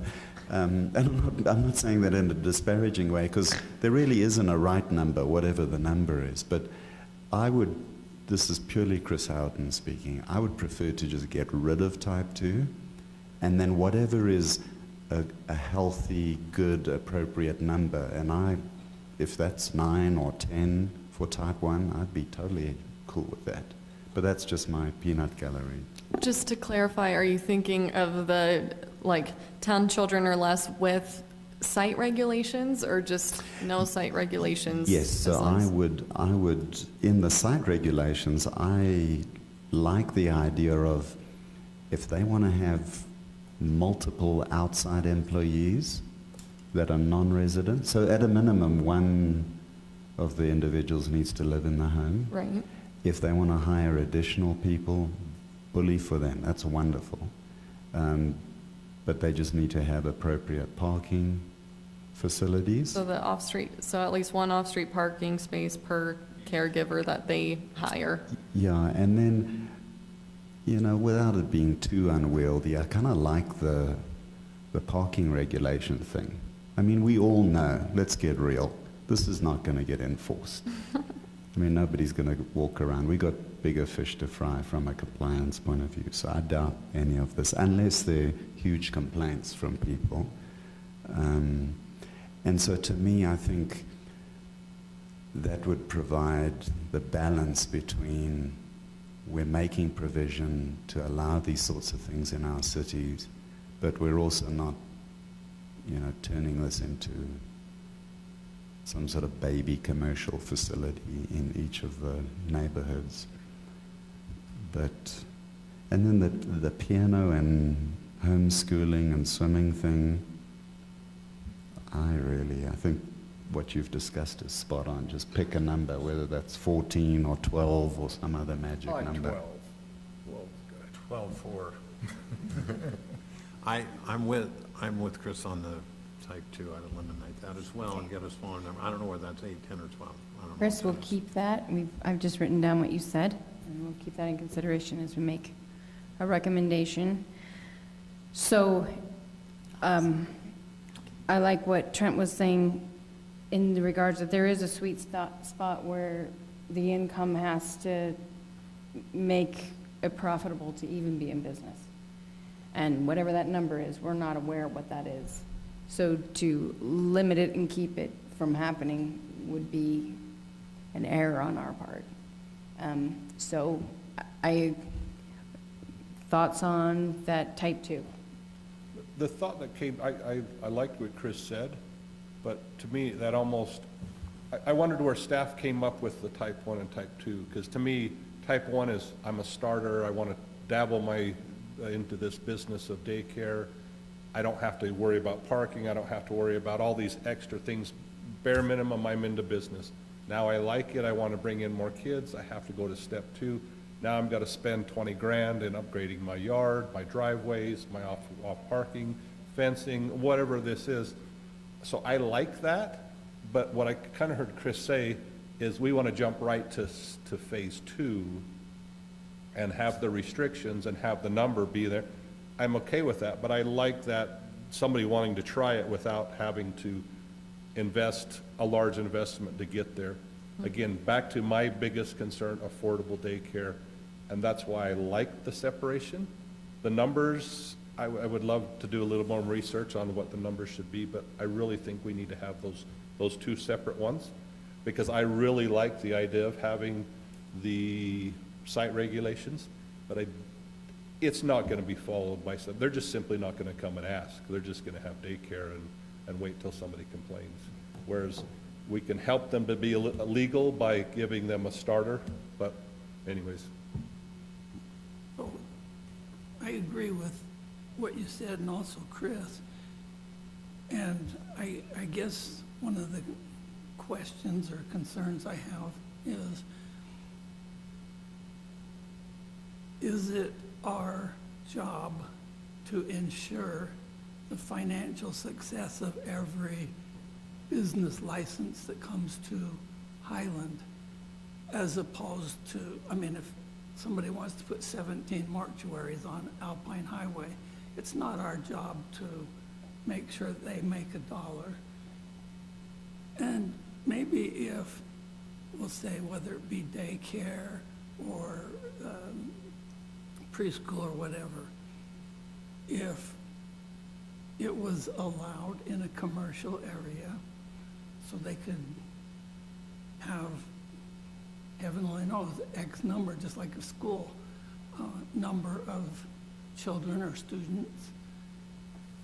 And if that's not economically feasible, maybe for right now, the solution is to drive over to Lehigh, or they just put the east-west highway in so we can get to Cedar Hills instantly.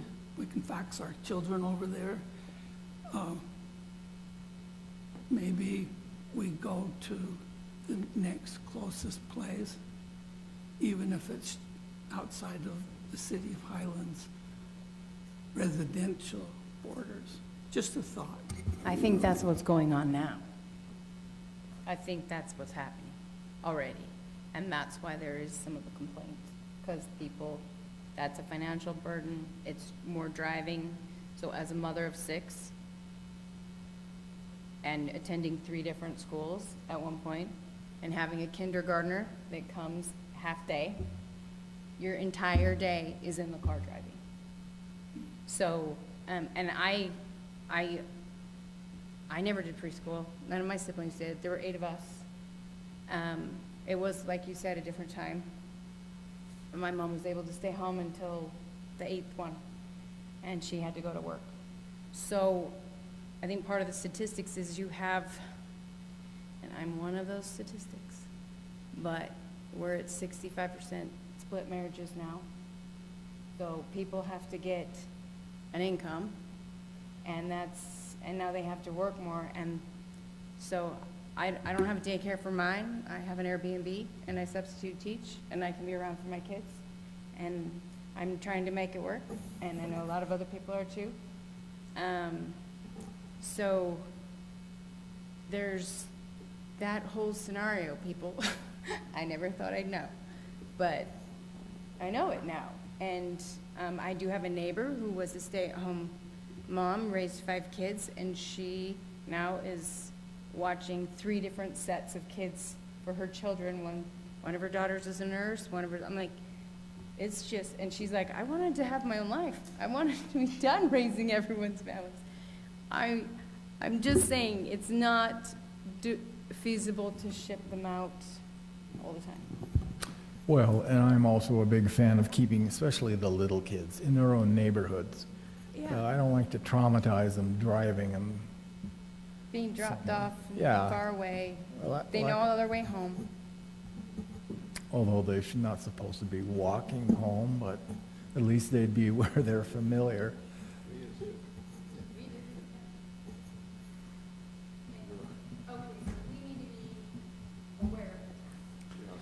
For everyone. So, what I have so far, and please, Kelly, anything that you have to contribute. We have our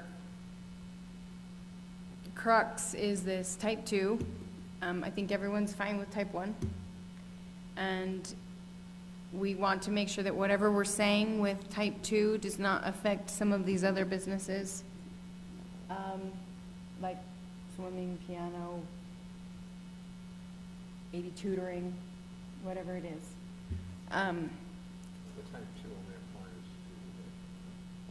Type 2 does only apply with the daycare, right?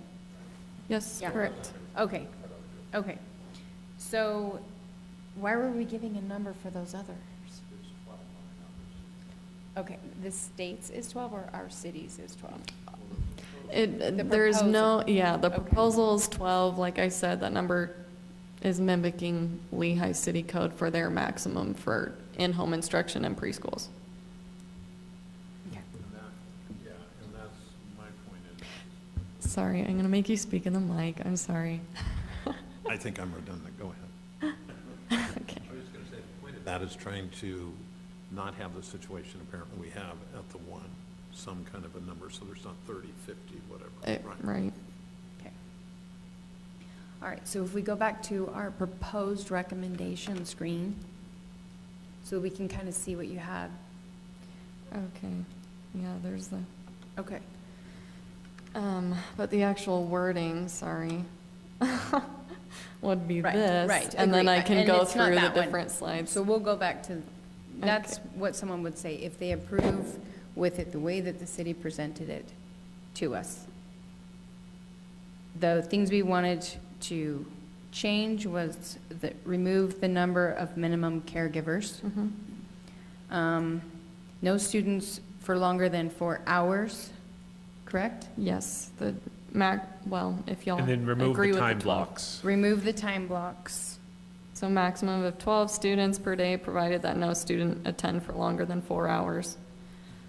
Okay. And then, yeah, the time blocks. C and D, what do you guys think about keeping that quarter-mile radius? C and D, we seem to be in agreement with C and D as well. What do you guys think about B? B, shall be configured so that no vehicles will back out or onto a dedicated street. Parking and turnaround areas shall be located in the sides or rear yard unless this site includes a circular driveway.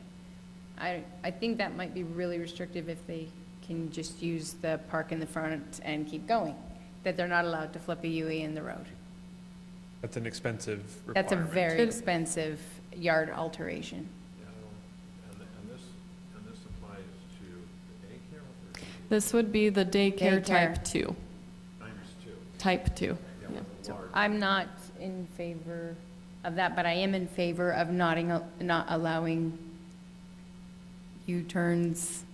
But then, I don't know how, you can't regulate it, you We can't really can't. regulate it, But they so- can give that recommendation as they are responsible as the owners. They give, I received instructions from Mountainville for when my kids were going there on how their parking procedures went. It would be something where, because technically by doing that, they're not Like- abiding by traffic laws, and so if we got a bunch of complaints from residents, we would do similarly to what we've done in the past, where we'd work with the police and try to come up with a solution. Okay. So They do would that we- with Mountain Ridge Junior High as to where you can drop kids off, because they're, as well. It's just what we do. I was just gonna say, would we want to introduce here instead a traffic plan that would be approved at the time of the permit? That's smart. And I then like that way, we could avoid having to do it later, and we could be more, it would be under the judgment of the city staff or whomever to approve or disapprove, but then, is that too I think that's smart. liberal? I don't know. don't think that's too restrictive, to provide a traffic flow plan as a required deliverable for the business license I application. think I- that's- So you I could guess have- My point is, how do you then determine whether it's acceptable or not? That's the part I'm missing. A traffic plan that shows parking and adequate access, something along those lines. And I assume it's gonna be pretty standard. You'll see, here's our road, here's our driveway, here's our parking. And then maybe we'll even have like a staff, like a little help sheet that Kelly's so good at putting together. Where you're But it not says, allowed like, to park in yeah, front of like 4 or someone's 5 driveway. Basic, traffic regulations, no parking in front of driveways, and that just is included as part of their plan. We have like these normal conditions, and also draw your site for us, and then sign it saying you've agreed to this. Okay. And that's for type 2, right? Yeah, so it'd be including a traffic flow and parking plan. Ooh, that's great, that's great. Are you going to legal night school? That sounded How really did good. you know? I'm just kidding. She'll be our next city attorney. Heck no.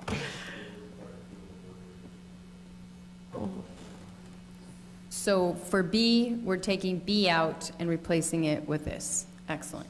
So A, only permitted on property adjacent to either or a collector or arterial roads. I am not for that. We're not Okay. doing that. Okay, so no A, no B, a replacement B, C, D, and what are we doing with the number? Are you changing anything with the number? For either of those. I'm okay with the way the numbers are, but somebody else wasn't, so please speak up. Well, I'm not sure Chris was, but he also didn't offer. I don't think Chris understood why we're doing, like, felt this was pertinent. He said 10. He recommended 10. 10 max, and then Right, anything above that would be commercial, is Right. what I got from him. so Type 2. teaching young children in that age, 16's very difficult for preschool. About 12. 12 If is you doable have- depending on the child. I know, right? But when you're talking preschool, we're at 12. I know, but is that it different? We're getting rid of the block session in this, or we're including block session? Getting rid of blocks. Okay. And just allowing, you have 12 students throughout the day, however you Okay. want to figure that out, as long as it's basically not daycare. Do you want to change type 1? Type 1 is the 8, and that has no regulations, just go to house. You're fine however it is. I actually am. I'm good with that one, and I'm good with the 12. It's the 9 to 16, I think, is the question. So do you change type 2 to 9 to 12?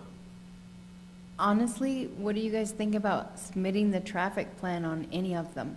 So that that's something they have to think through and plan when they get their permit, even for type 1. For type 1, too. Sounds good? I think that shows responsibility and care to the neighbors, that they've had to come through that. Okay. Do you want the off-street parking for caregivers for type 1 as well, or not? Yeah. Yes. So, It's basically is there any difference between type 1 and type 2 other than the number at this point?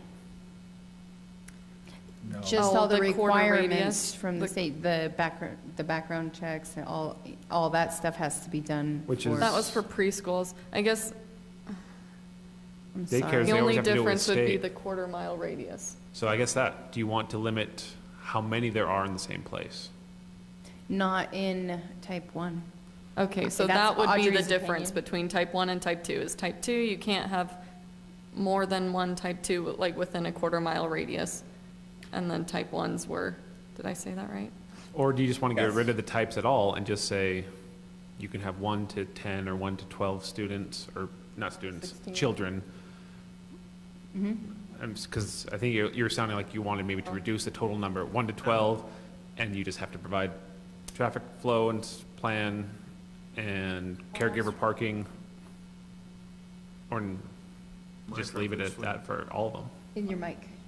I'm happy to yield to Audrey as the mom in the group here in a way and insight, but I don't really love 16. That seems like an awful lot in a residential home to me. That's my sense of it. And so I would prefer just to type 1 at a lower number, and you could tell me a number. I don't care. 16 just seems, I'm kind of where, yeah, Jay is, that seems almost commercial to me. It seems too much for residential. If you That's my had thought. 8 in the morning and 8 in the afternoon, that's doable.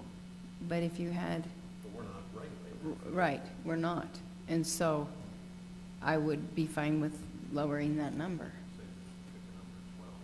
12 would be good. 12 for Yeah, everything? because then- I really like the type 1, type 2, but if we're going to lower it to 10 or 12, that's so close that there's no Right. point, Right. other than the other restrictive things. Right. Yeah. And that would be my preference. I can be convinced. I can be convinced, but I prefer that. Okay?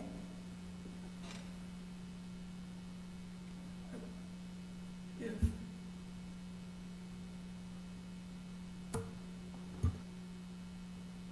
I would not be happy with more than 10.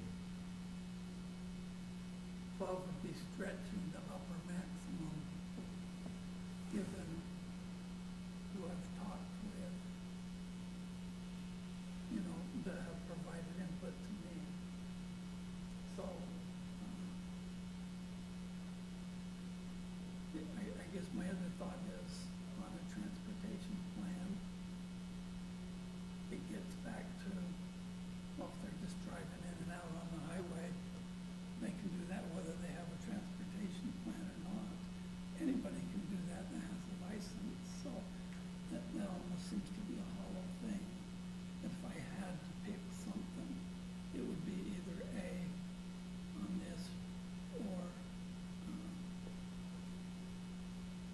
and D on that one, or I guess C and D down on the bottom, but not with 16 kids, no.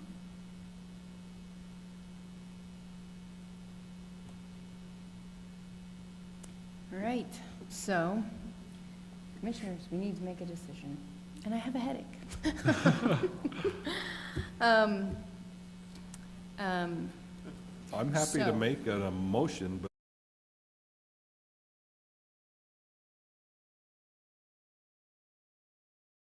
Want to be successful at what we do. So, Claude, any final input here? No, no. Okay, all right, so, So question. yes, Jay. So, I'm pretty good with daycares and preschools. Mhm. I'm still wondering how we're impacting the piano teacher thing or the swim buddy with the swim pool. Because that still seems a different universe than me, or to me. It's all categorized as the same type of thing as a preschool, and you can choose to have, like you have a preschool, a number of kids can come all at once, or they can have 2 blocks in like a morning preschool and an afternoon preschool, and you can do that with swimming and piano lessons, or you can have multiple blocks throughout the day. That's what we got rid of those blocks, so however people want to instruct kids in their home on whatever topic they want, up to a number that is 12. Yeah, the worst one I ever saw was my personal experience in a residential neighborhood where some grandkids were doing swimming lessons in a backyard swim pool. And they had, and these were little ones, so these are 2, 3-year-olds. And they had 4 or 5 stations around the pool with 4 or 5 teachers every 20 That's to 30. very normal. 20 to 32 minutes. So what you were talking about there was as much as 10 cars an hour or even 12. Because they had, these are with little kids, right? And they're all stationed around the pool with 4 or 5 teachers every 20 minutes coming in and out. It was like SR 92 for swim lessons. But we kill that with the 12 unless they want them all at the same time. I don't know if 12's too little. That's what I'm kind for of, a piano teacher Right. or a violin teacher in the summer. I actually don't know if we're gonna kill that. even, there's the thing, I'm sorry, I don't want to add more to this fire, but there's the private lessons versus group lessons, and private lessons versus group lessons. Yes, yes. So you could be teaching a quartet of high school kids in something, and then you do it in the next hour, and you can only do it twice.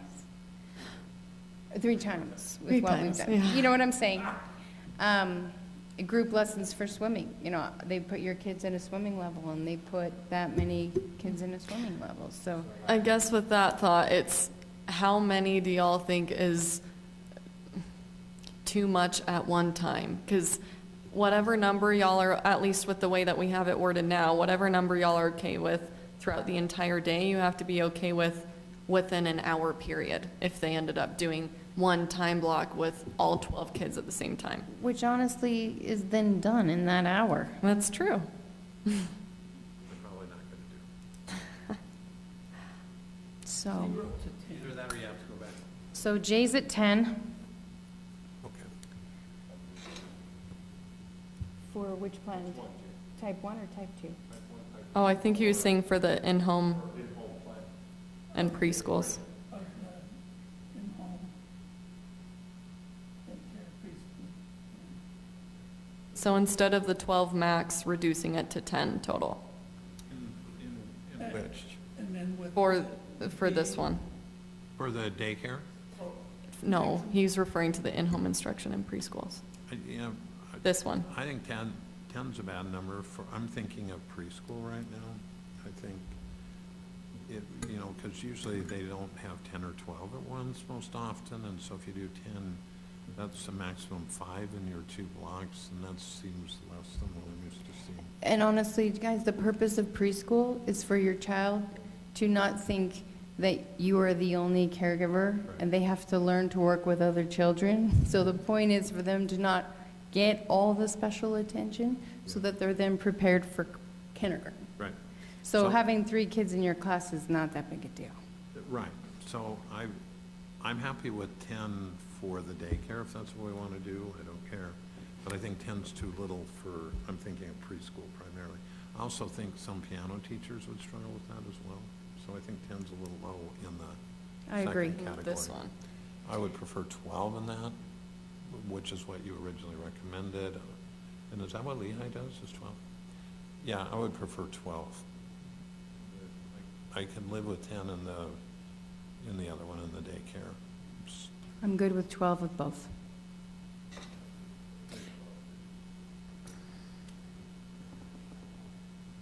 You want to take a shot at a? Motion? Okay, did you want to make a motion? You said you were ready. All right.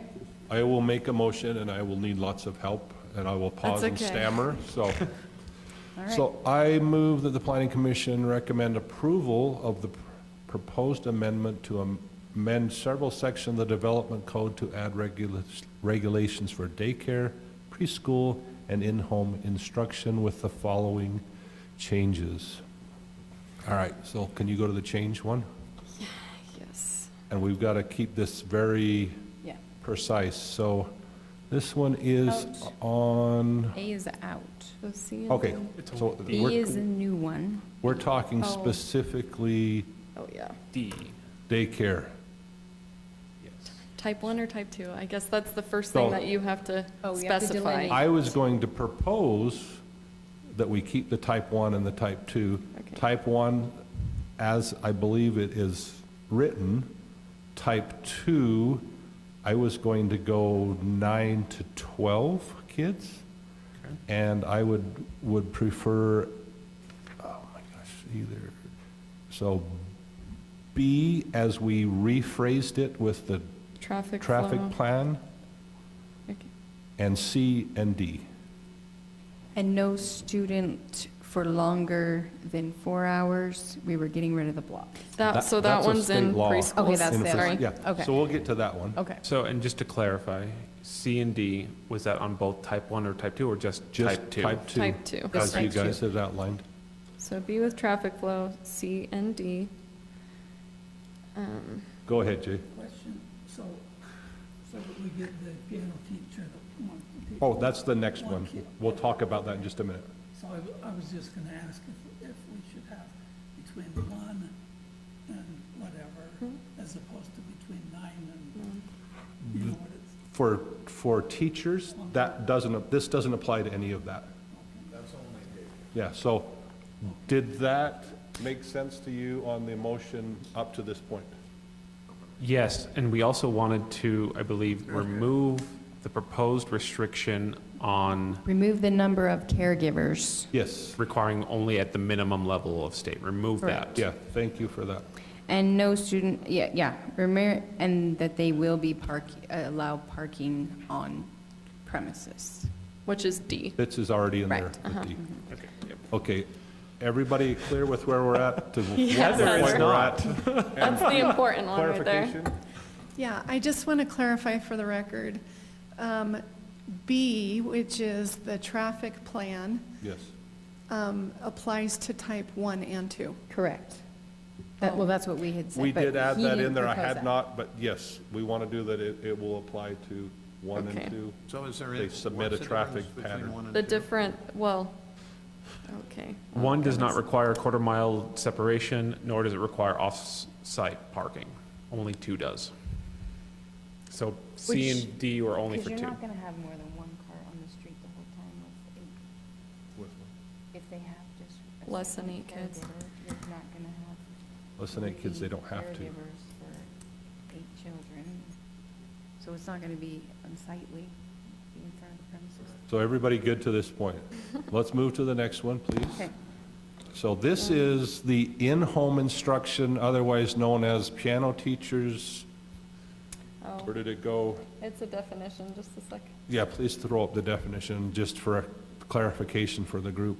This one. You'll have to read it because I can't see that. The No, provision that's- of classes, lessons, training, practice, and other organized instruction in fields such as, but not limited to, dance, music, art, swimming, fitness, health, school subjects, or other similar subjects offered within a residence to people, including children who do not live at the residence, including in-home preschools.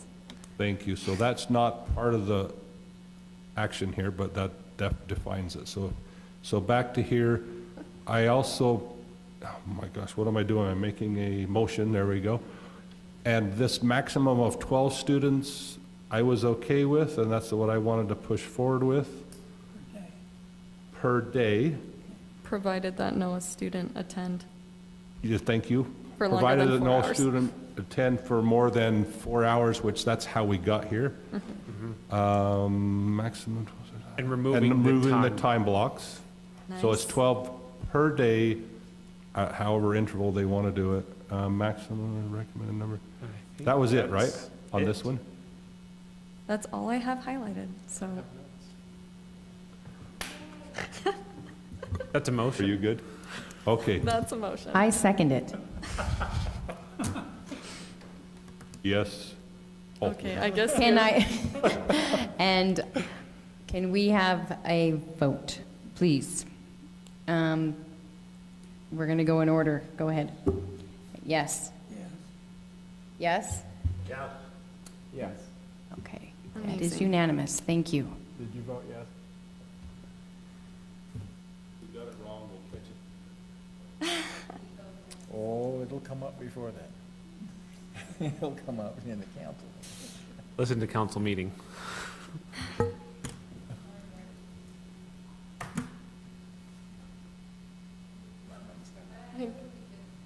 I feel really good that we went over this stuff because this will allow people to move forward and you guys can just lay it in front and they can work with the framework. That's the I goal. hope. So thank you for all your hard work on that.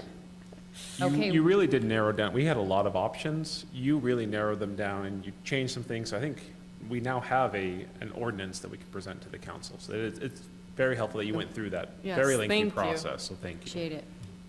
Okay, number 4, public hearing ordinance, text amendment, sewer lift stations. Kelly, go ahead. We held a public hearing the Oh, last one, right? We did, we did. Yes, okay. So just I will wanted to open up clarify. a public, Oh, do I open let- up a public hearing before you say it? I'll present first Thank and you. then it would be, yeah. Okay, this one is a little less controversial, I hope. At City Council on October 18th, we had a communication item that our city engineer presented to the council. He presented the substantial cost of maintaining and replacing sewer lift stations in the city, and he also expressed desire to prohibit new development from being served by publicly owned sewer lift stations. And the council then directed staff to draft that amendment after looking at those numbers. A background, Highland City has currently 3 sewer lift stations that we maintain, one in Pheasant Hollow, one at Greens at the Highlands, which is Caddy Lane, and then one over at Dry Creek. And then just this last summer, we eliminated the Victor View lift station. It was a really large project. It just completely, it was very large. It completely failed, and so we changed those that were served by that sewer lift station. We connected them to our standard gravity-fed sewer system, which included purchasing an easement on private property and installing a very large sewer pipe all the way across it. It was a substantial cost and took a lot of time, but we were really happy to get rid of the lift station. As far as the proposed text amendment, this is wording that originally came from our city engineer that me and Rob have worked on, but it's adding in, this is in the section of general requirements for all subdivisions in the development code. And the proposal is to add sanitary sewer pipelines and facilities that are or will be owned and maintained by the city for all new subdivisions shall operate by gravity flow means without introducing or causing to be created additional lift or pumping systems. Appropriate public hearing notices were sent out as required by state code, and we did not receive any resident correspondence. As an understanding of how much maintaining these sewer lift stations is costing the city, the Victor View lift station elimination that I just explained cost over $600,000. The Pheasant Hollow lift station replacement that we've had just over there was over $1.5 million. Greens at the Highland lift station pump replacement that we had recently was over $100,000. This is just within the last year or so. It's cost the city a total of $2.28 million. We were actually looking further at the numbers, and it was more than that. We're going to have the numbers down to a T by the time it gets to council. But it just overall, it's a substantial cost to the city. To acknowledge the fact that this does not remove the ability for developers to have privately owned and maintained sewer lift stations. If that's the route they want to go, it just becomes an HOA-maintained sewer lift station where the city won't have liability to maintain or take care of or replace a sewer lift station. And also acknowledging in Chapter 5 subdivisions, that same section, one of the purposes that it calls out is to avoid any excessive expenditure of public funds for the supply of such services and facilities. And so we thought that this proposed amendment was consistent with that goal. And we as staff recommend that the Planning Commission hold a public hearing and then accept the findings and recommend approval of the proposed amendment to the City Council. And then this would be a proposed motion if that's what the Planning Commission sees fit. Okay, Kelly, thank you for your presentation. We now open it up for a public hearing. Is there anyone online? I do not have any comments. Okay, so we will close the public hearing and we'll open it up for the commissioners to discuss and ask any questions. Question. So if a private developer comes in and wants to put a slug of something in that needs sewer facilities, and they say, well, hey, you know, if you let us build these 100 homes or whatever, we'll put this pump station in.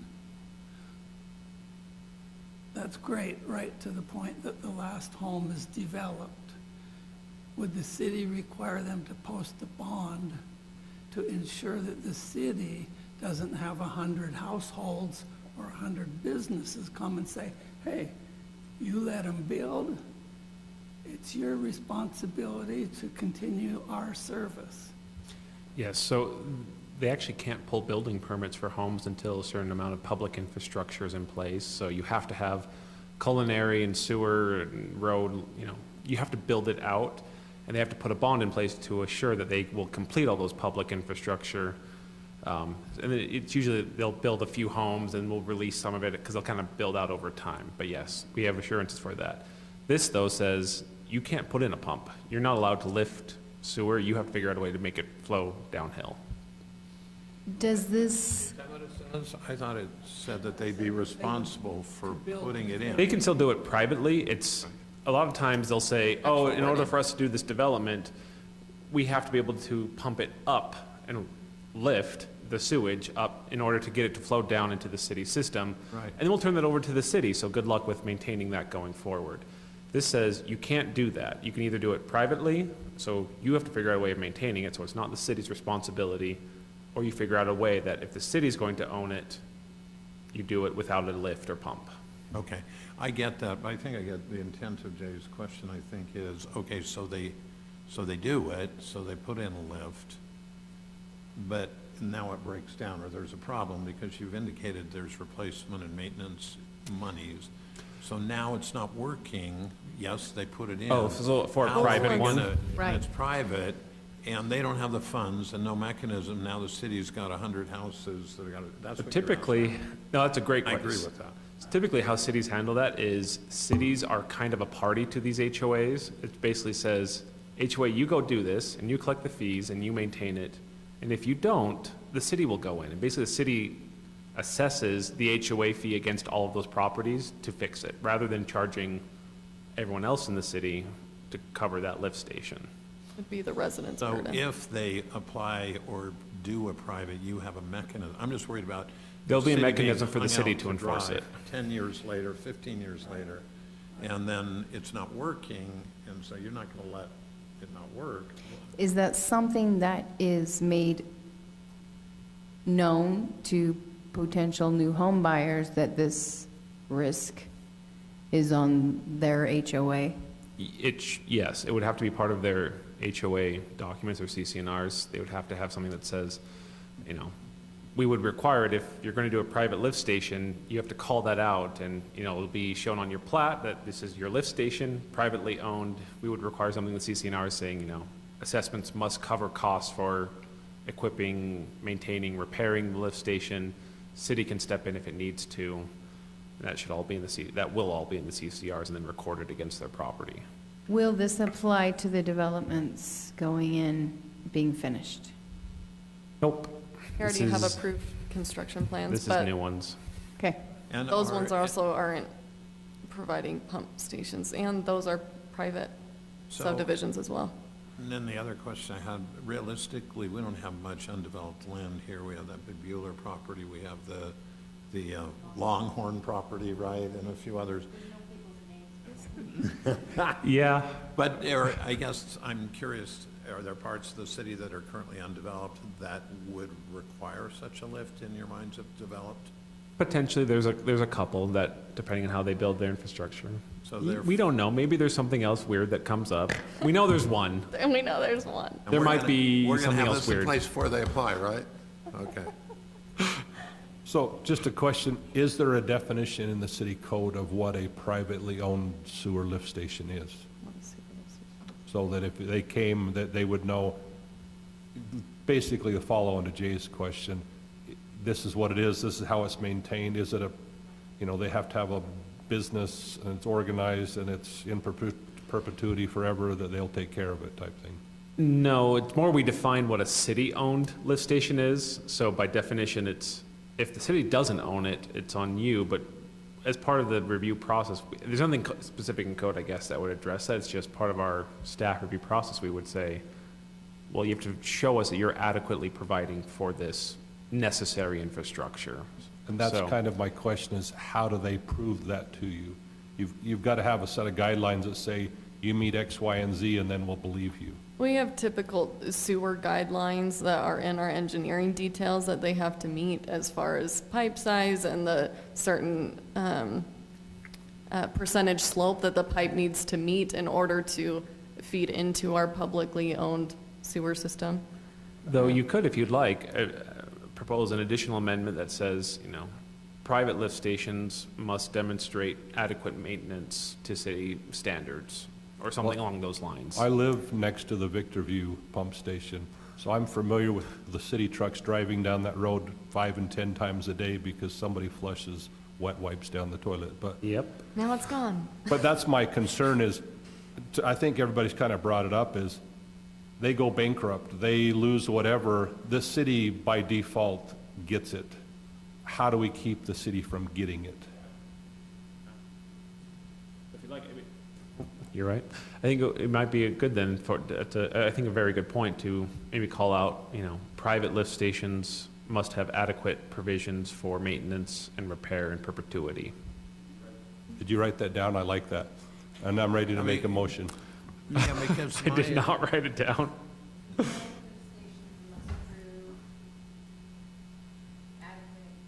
Adequate, You said maintenance, items in perpetuity. I heard that. Provision, or adequate provision of funding for ongoing maintenance and repair or whatever. So you're literally dictating that a subdivision that needs or has to have a lift station, you're dictating, we are dictating an HOA with payments and everything, an added burden to that subdivision, right? Otherwise, Yes. when it breaks down, there's no way to deal with it. And you're not gonna lay, okay, you guys, 500,000, there's, you know, you're all gotta pay me $50,000. It's not gonna happen. Bringing a lot of dirt. I mean, yeah, generally it's possible to make things gravity fed. You just have to be able to raise the pipes high enough to do it.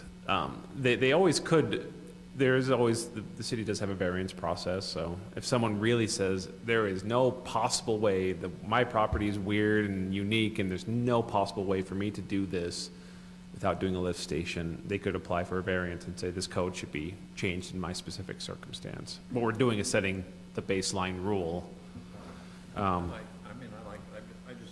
Yeah. So what we said is, private lift stations must prove adequate funding, provisional funding. Maintenance and repair. I mean, they'll pay for it up front, it's down the road, I'm worried about. And Pay for it up maintenance front, it's down the repair. road. For maintenance and repair in And perpetuity. repair. Yeah, Yep, let's prove adequate funding for, yep. okay. And just to clarify, this is for subdivisions. This is not for the person who needs to put a private one in their basement to lift a lower basement in. That's a whole No. different thing. That- New that's a s- subdivisions, yeah. yeah. This is avoiding a Victor View situation.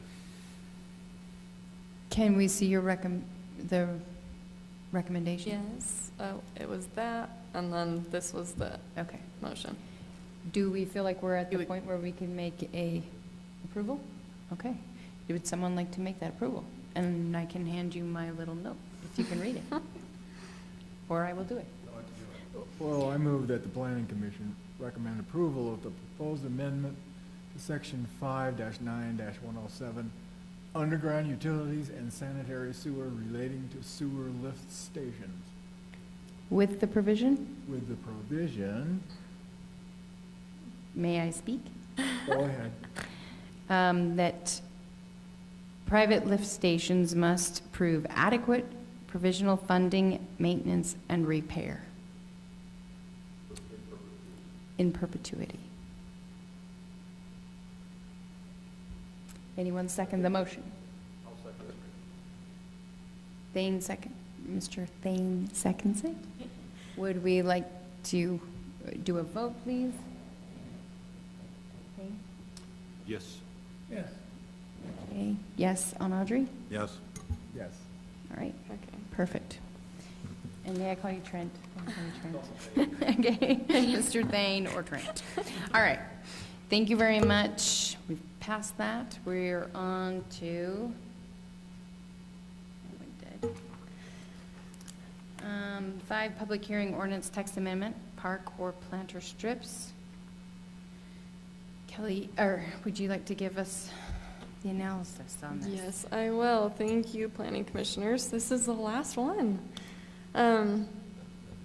Also, on the 18th, I shared with the city council during a communication item the fact that while we were reviewing our existing code, we actually don't have a specific regulation stating that the property owner adjacent to a park strip and a right-of-way is responsible for landscaping and maintaining the landscaping in that park strip.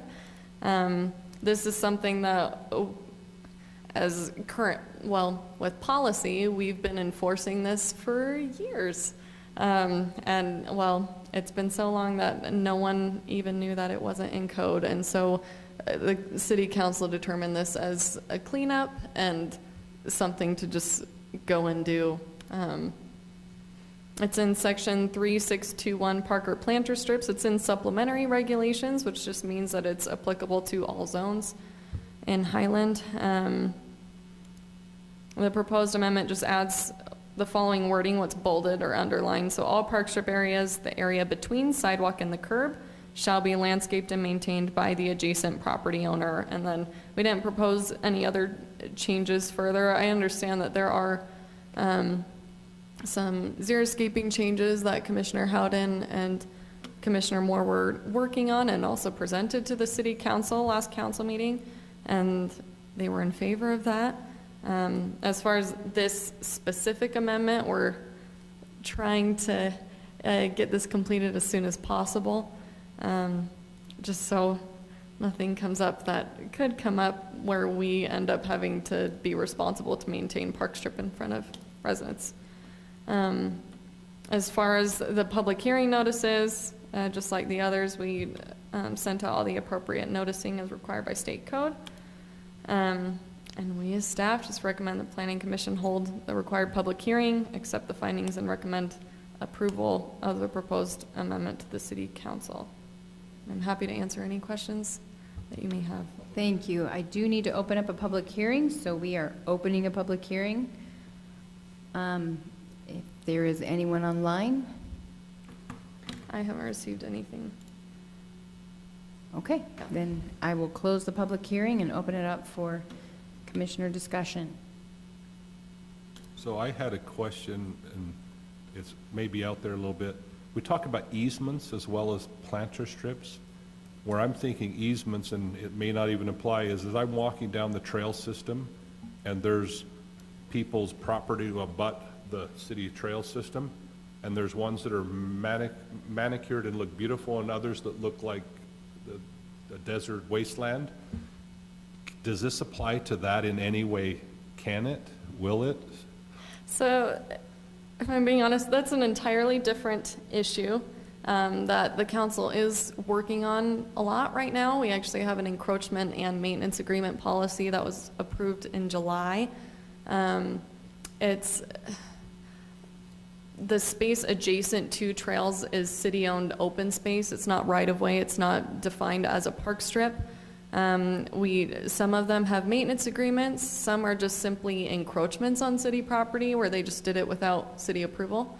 And we're working on going subdivision by subdivision and either selling what can be sold or removing encroachments that shouldn't be there, or approving maintenance agreements where we're okay with them improving or beautifying that section along a trail. But as far as this amendment goes, it would not apply to that city property adjacent to trails. Perfect, I appreciate that. So we mentioned easements. Are there any easements that this would apply to that we're aware of, or is it strictly just that strip between the sidewalk? It's the strip between so it's city right-of-way, technically city-owned, where the adjacent resident has the responsibility to maintain it. So the parking strip is city-owned? Correct. Didn't know that, but we require the owner to, okay. I didn't know that. I thought I owned it. Crap. I hope I didn't get taxed for that. You don't get taxed for it.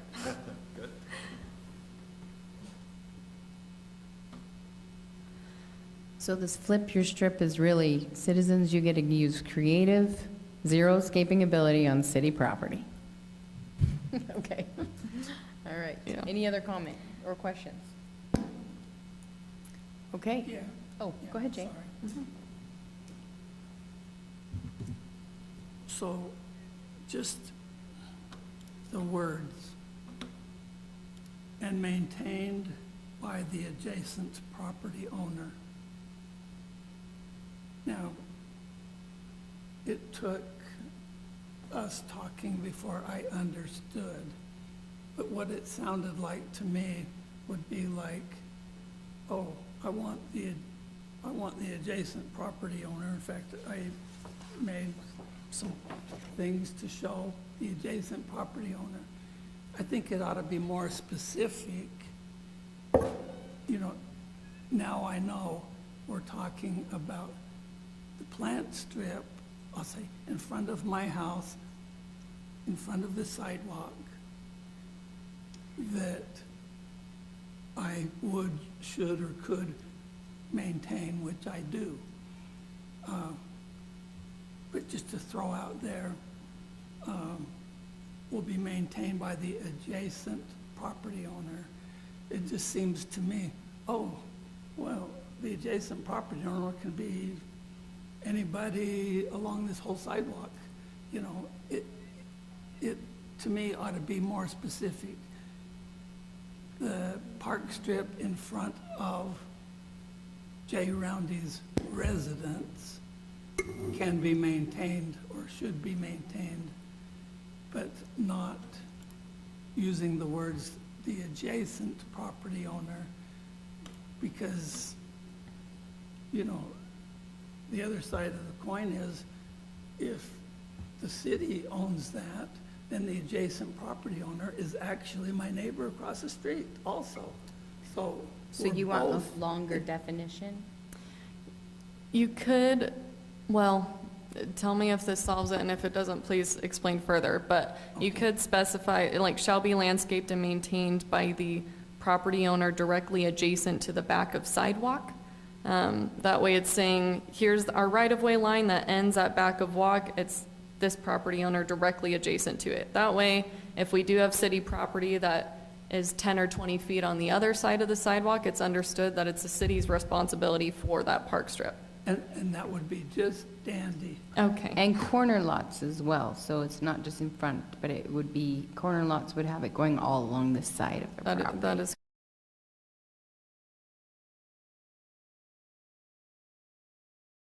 and it's just the property owner directly adjacent to the back of walk. It's just understood that if they have double frontage, that they're the property owner directly adjacent to the back of walk. And I'm okay with what you just said. So you could either just, you could reword it or define adjacent, either way. To that sidewalk. Oh, that's better. You worded that. Maintained by the property owner directly adjacent to that sidewalk. And that way, that also solves one of the things that Chris brought up a couple months ago, where, okay, so now, if we want to install Xeriscape, we can go for it, you know? And there's not a question on, can we do it? It's, if we want to do it in front of our place and maintain it, we can do it. That's a good point, Jay. I didn't realize I could xeriscape my neighbor adjacent to me with this wording. That could cause some problems. I'm being silly, but it's true. Yeah. This looks awesome. I know, it's beautiful. He's a great artist. I'm sorry, but I think that's terrific. Anyway, thank you. Good point. Good thank you. So, are we ready? Oh, Well, sorry. Yes, Jay. okay, So in the verbiage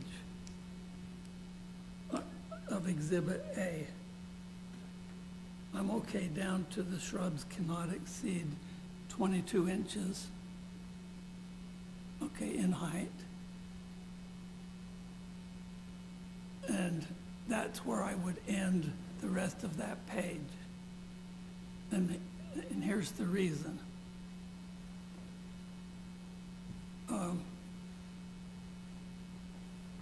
Some of the xeriscape plant materials,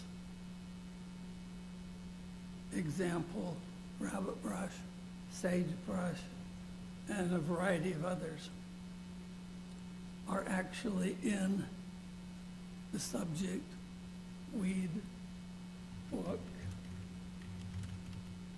And so that would take some of the plants that are being used now in xeriscapes that are beautiful and not a problem, and start eliminating them. And, you know, by definition, a weed is anything that we don't want at our property. And so it could be grasses at your place, it could be lawn at my place, and it could be flowers at your place. You know, we each get to kind of choose that.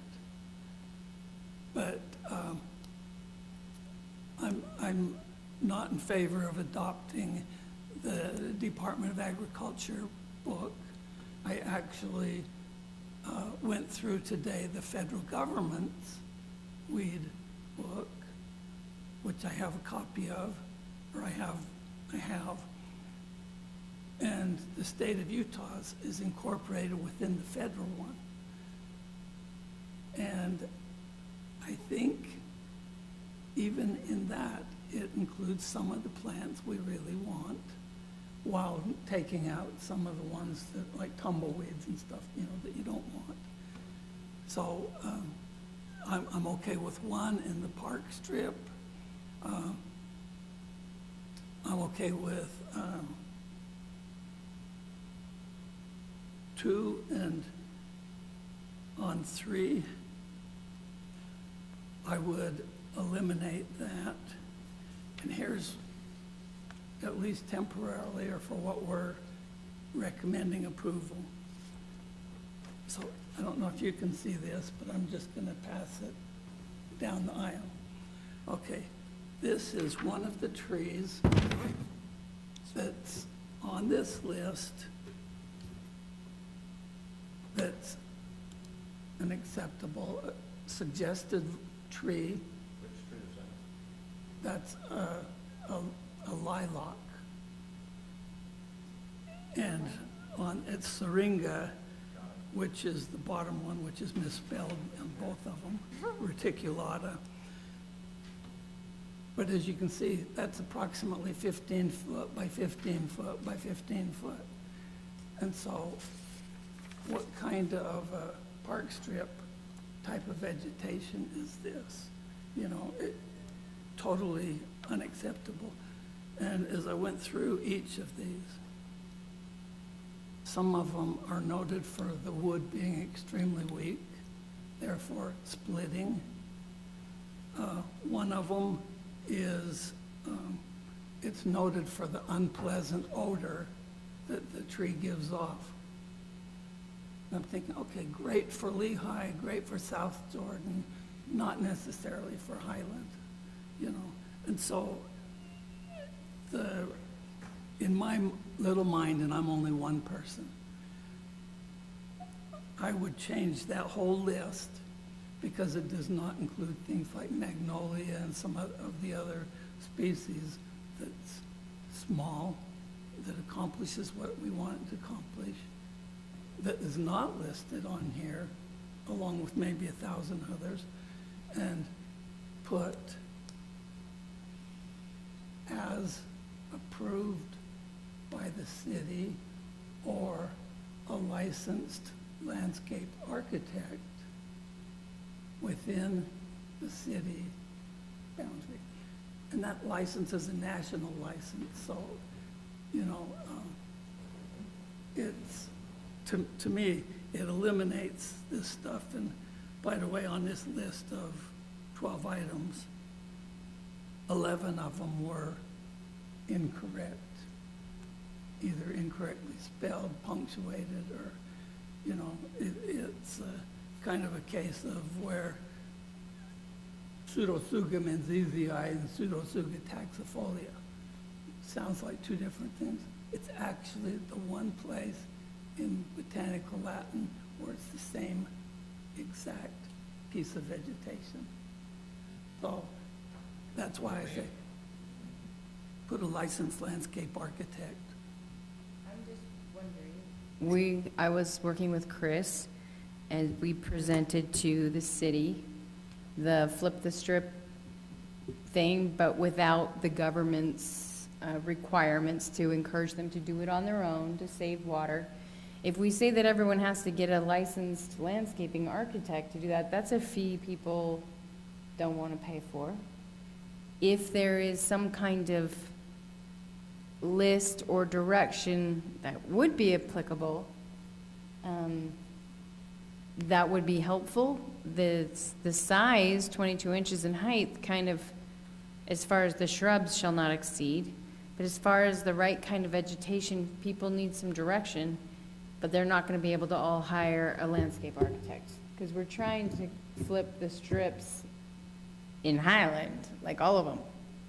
So I'm wondering how we can, because you've got some definite know-how in this botanical world, where we could find a list that's more applicable, more broad, and accurate, so that, because I just don't see that happening.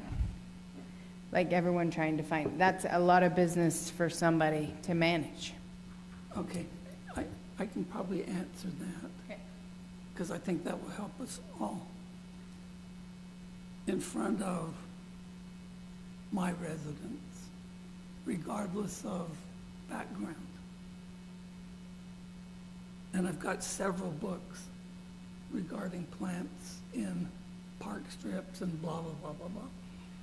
But online, anybody can access, here's the plants that Utah State University or whatever, different universities, here's the list that they've come up with. And so then you can, at no cost, you can see, oh, gee, I don't want a lilac in there that's 15 feet wide. Oh, but I want a Quercus alba or something, you know. Oh, okay, and it didn't cost anything. So I think online can be our best friend. So we can guide them to a website. Yeah. Okay, so what, if you're doing a notification to the community where we're trying to promote flip the strip, xeriscaping ideas, we have several websites have approved an appropriate vegetation for that size of space and that's drought resistant, correct? Correct. Okay, because I'm asking because I'm part of this presenting thing, so I want to make sure that we do have those resources. Okay. And I'll say, I'm doing a great big giant back step here. While I disagree with most of what's on this list, that list is actually available to anybody that goes on the site. And so they can bring up Amur maple or flowering cherry or whatever, and they can research out, oh, okay, this seems to be the size and shape and water and blah, blah, blah, that will suit me. So not everybody wants a red Ford, somebody wants a green Chevrolet or something, you know. I looked on fastgrowingtrees.com. All right, so if that would be something that we included in it as well, that would be great to give to the community. As far as, is there any other issues with this? Are we ready to accept? And is there any stipulations you'd like to add? Jay? You have a stipulation you would want to put that we stop that paragraph without listing, and what are the rest of your thoughts on that? Without listing the specific vegetation.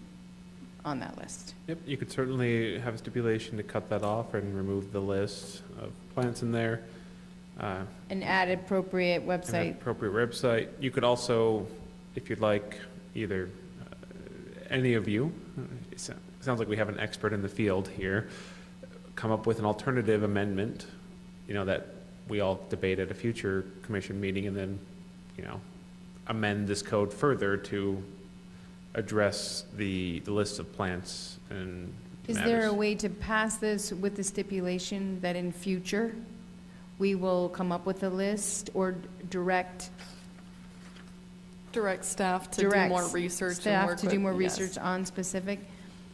So Then we can hurry and get this passed, so you don't have anyone slipping through the cracks on We can this. pass the current amendment, but it's still, because all of those are still in the code currently, but then We can direct us revise to that. bring back to you another chance to review these Okay. planting guides. that makes sense to me. It seems really open-ended to say this. I think we ought to have something better and do it later. Pass this so you're over the problem you're addressing, and then with Jay's help, come up with a better amendment to the list. Is that fair? So- Rather than just tonight. Yeah, so I'm thinking two things. One of them is, we don't want anyone to think this list is all-inclusive, because it's a flea on an elephant's body compared to what's available. Right. Secondly, Chris had some outstanding ideas. And, the property at your place is in a different ecosphere than at my place or Tracy's or whatever. And so the plant materials would be different even if we were xeriscaping, So I would want that to be open to each property owner to choose what's best, for their situation.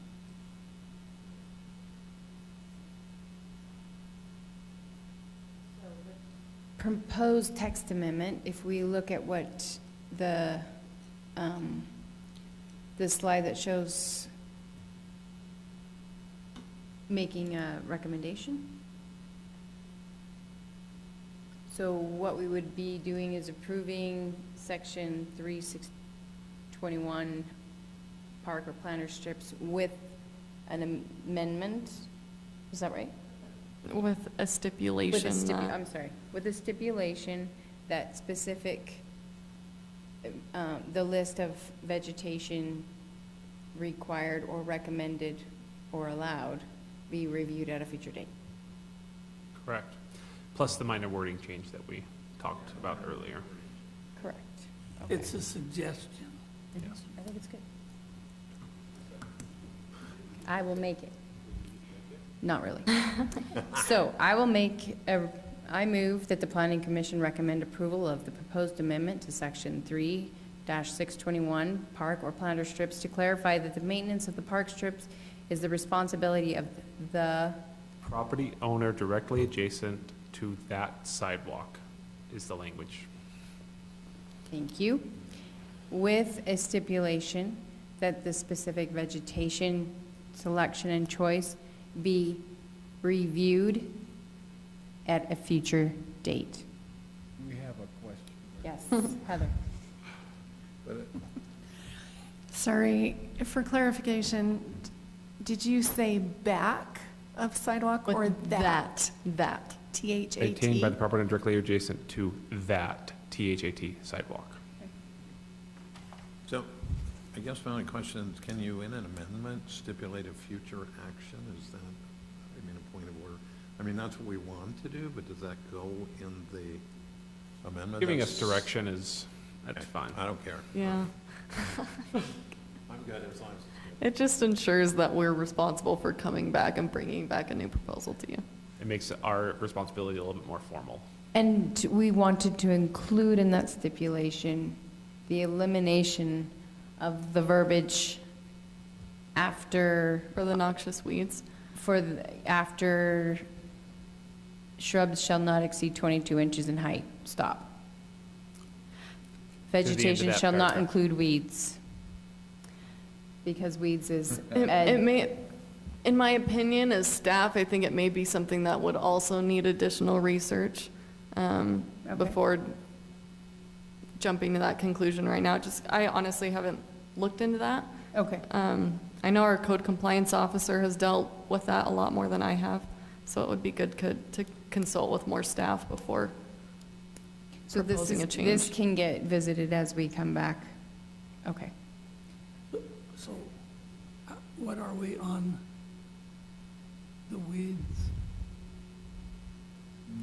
I know what we're saying, we don't want weeds, but there's some plant materials that fall in the weed category book that are good. That's where, I mean, as far as the noxious weeds list, specifically, every single class of noxious weed is a weed that is not native to Utah. So it's something that, well, the state has determined as this is a weed that's invasive. So, I mean, as far as, it would just take further review to be able to go through their list and determine, no, we're okay with having that in Highland, when the state has typically determined this as an invasive weed that we don't want in the state. Does that make sense? I think the motion currently is we're going to revisit all of the weed and plant list and all of that at a future time when we can work with you Because I think I said and staff vegetation. and others. Yes, all that's going to be revisited. Okay. I think that's right. Okay. Then is there a second?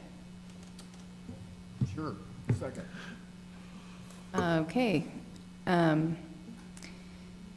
Then we've got Claude seconding that, and we'll do a vote. Go ahead. Yes. I still have a question before we vote. Okay, we just already made the recommendation, so it's hard to do questions after. Okay, my question was before, we just didn't. I didn't- Okay, It's just a clarification. okay. So are we saying, because most of the trees that are acceptable are not native to the United States even? So we're saying what's not native to Utah is noxious, yet trees that are from Korea and Iran and all that stuff that are on here that are native. Commissioner Roundy, I think the biggest issue right now is that the development code tree list is not the same as the municipal code tree list. And the municipal code actually has specific trees that are prohibited, and they have more types of trees that go into details to what's allowed in park strips. And so this may be best for another time to sit down and compare the two, and maybe if we're okay with the municipal code, we can just either refer to this specific section of the municipal code or match it in the development code. I just think it's something that will take a further review, that I'm happy to work with you on. Thank you.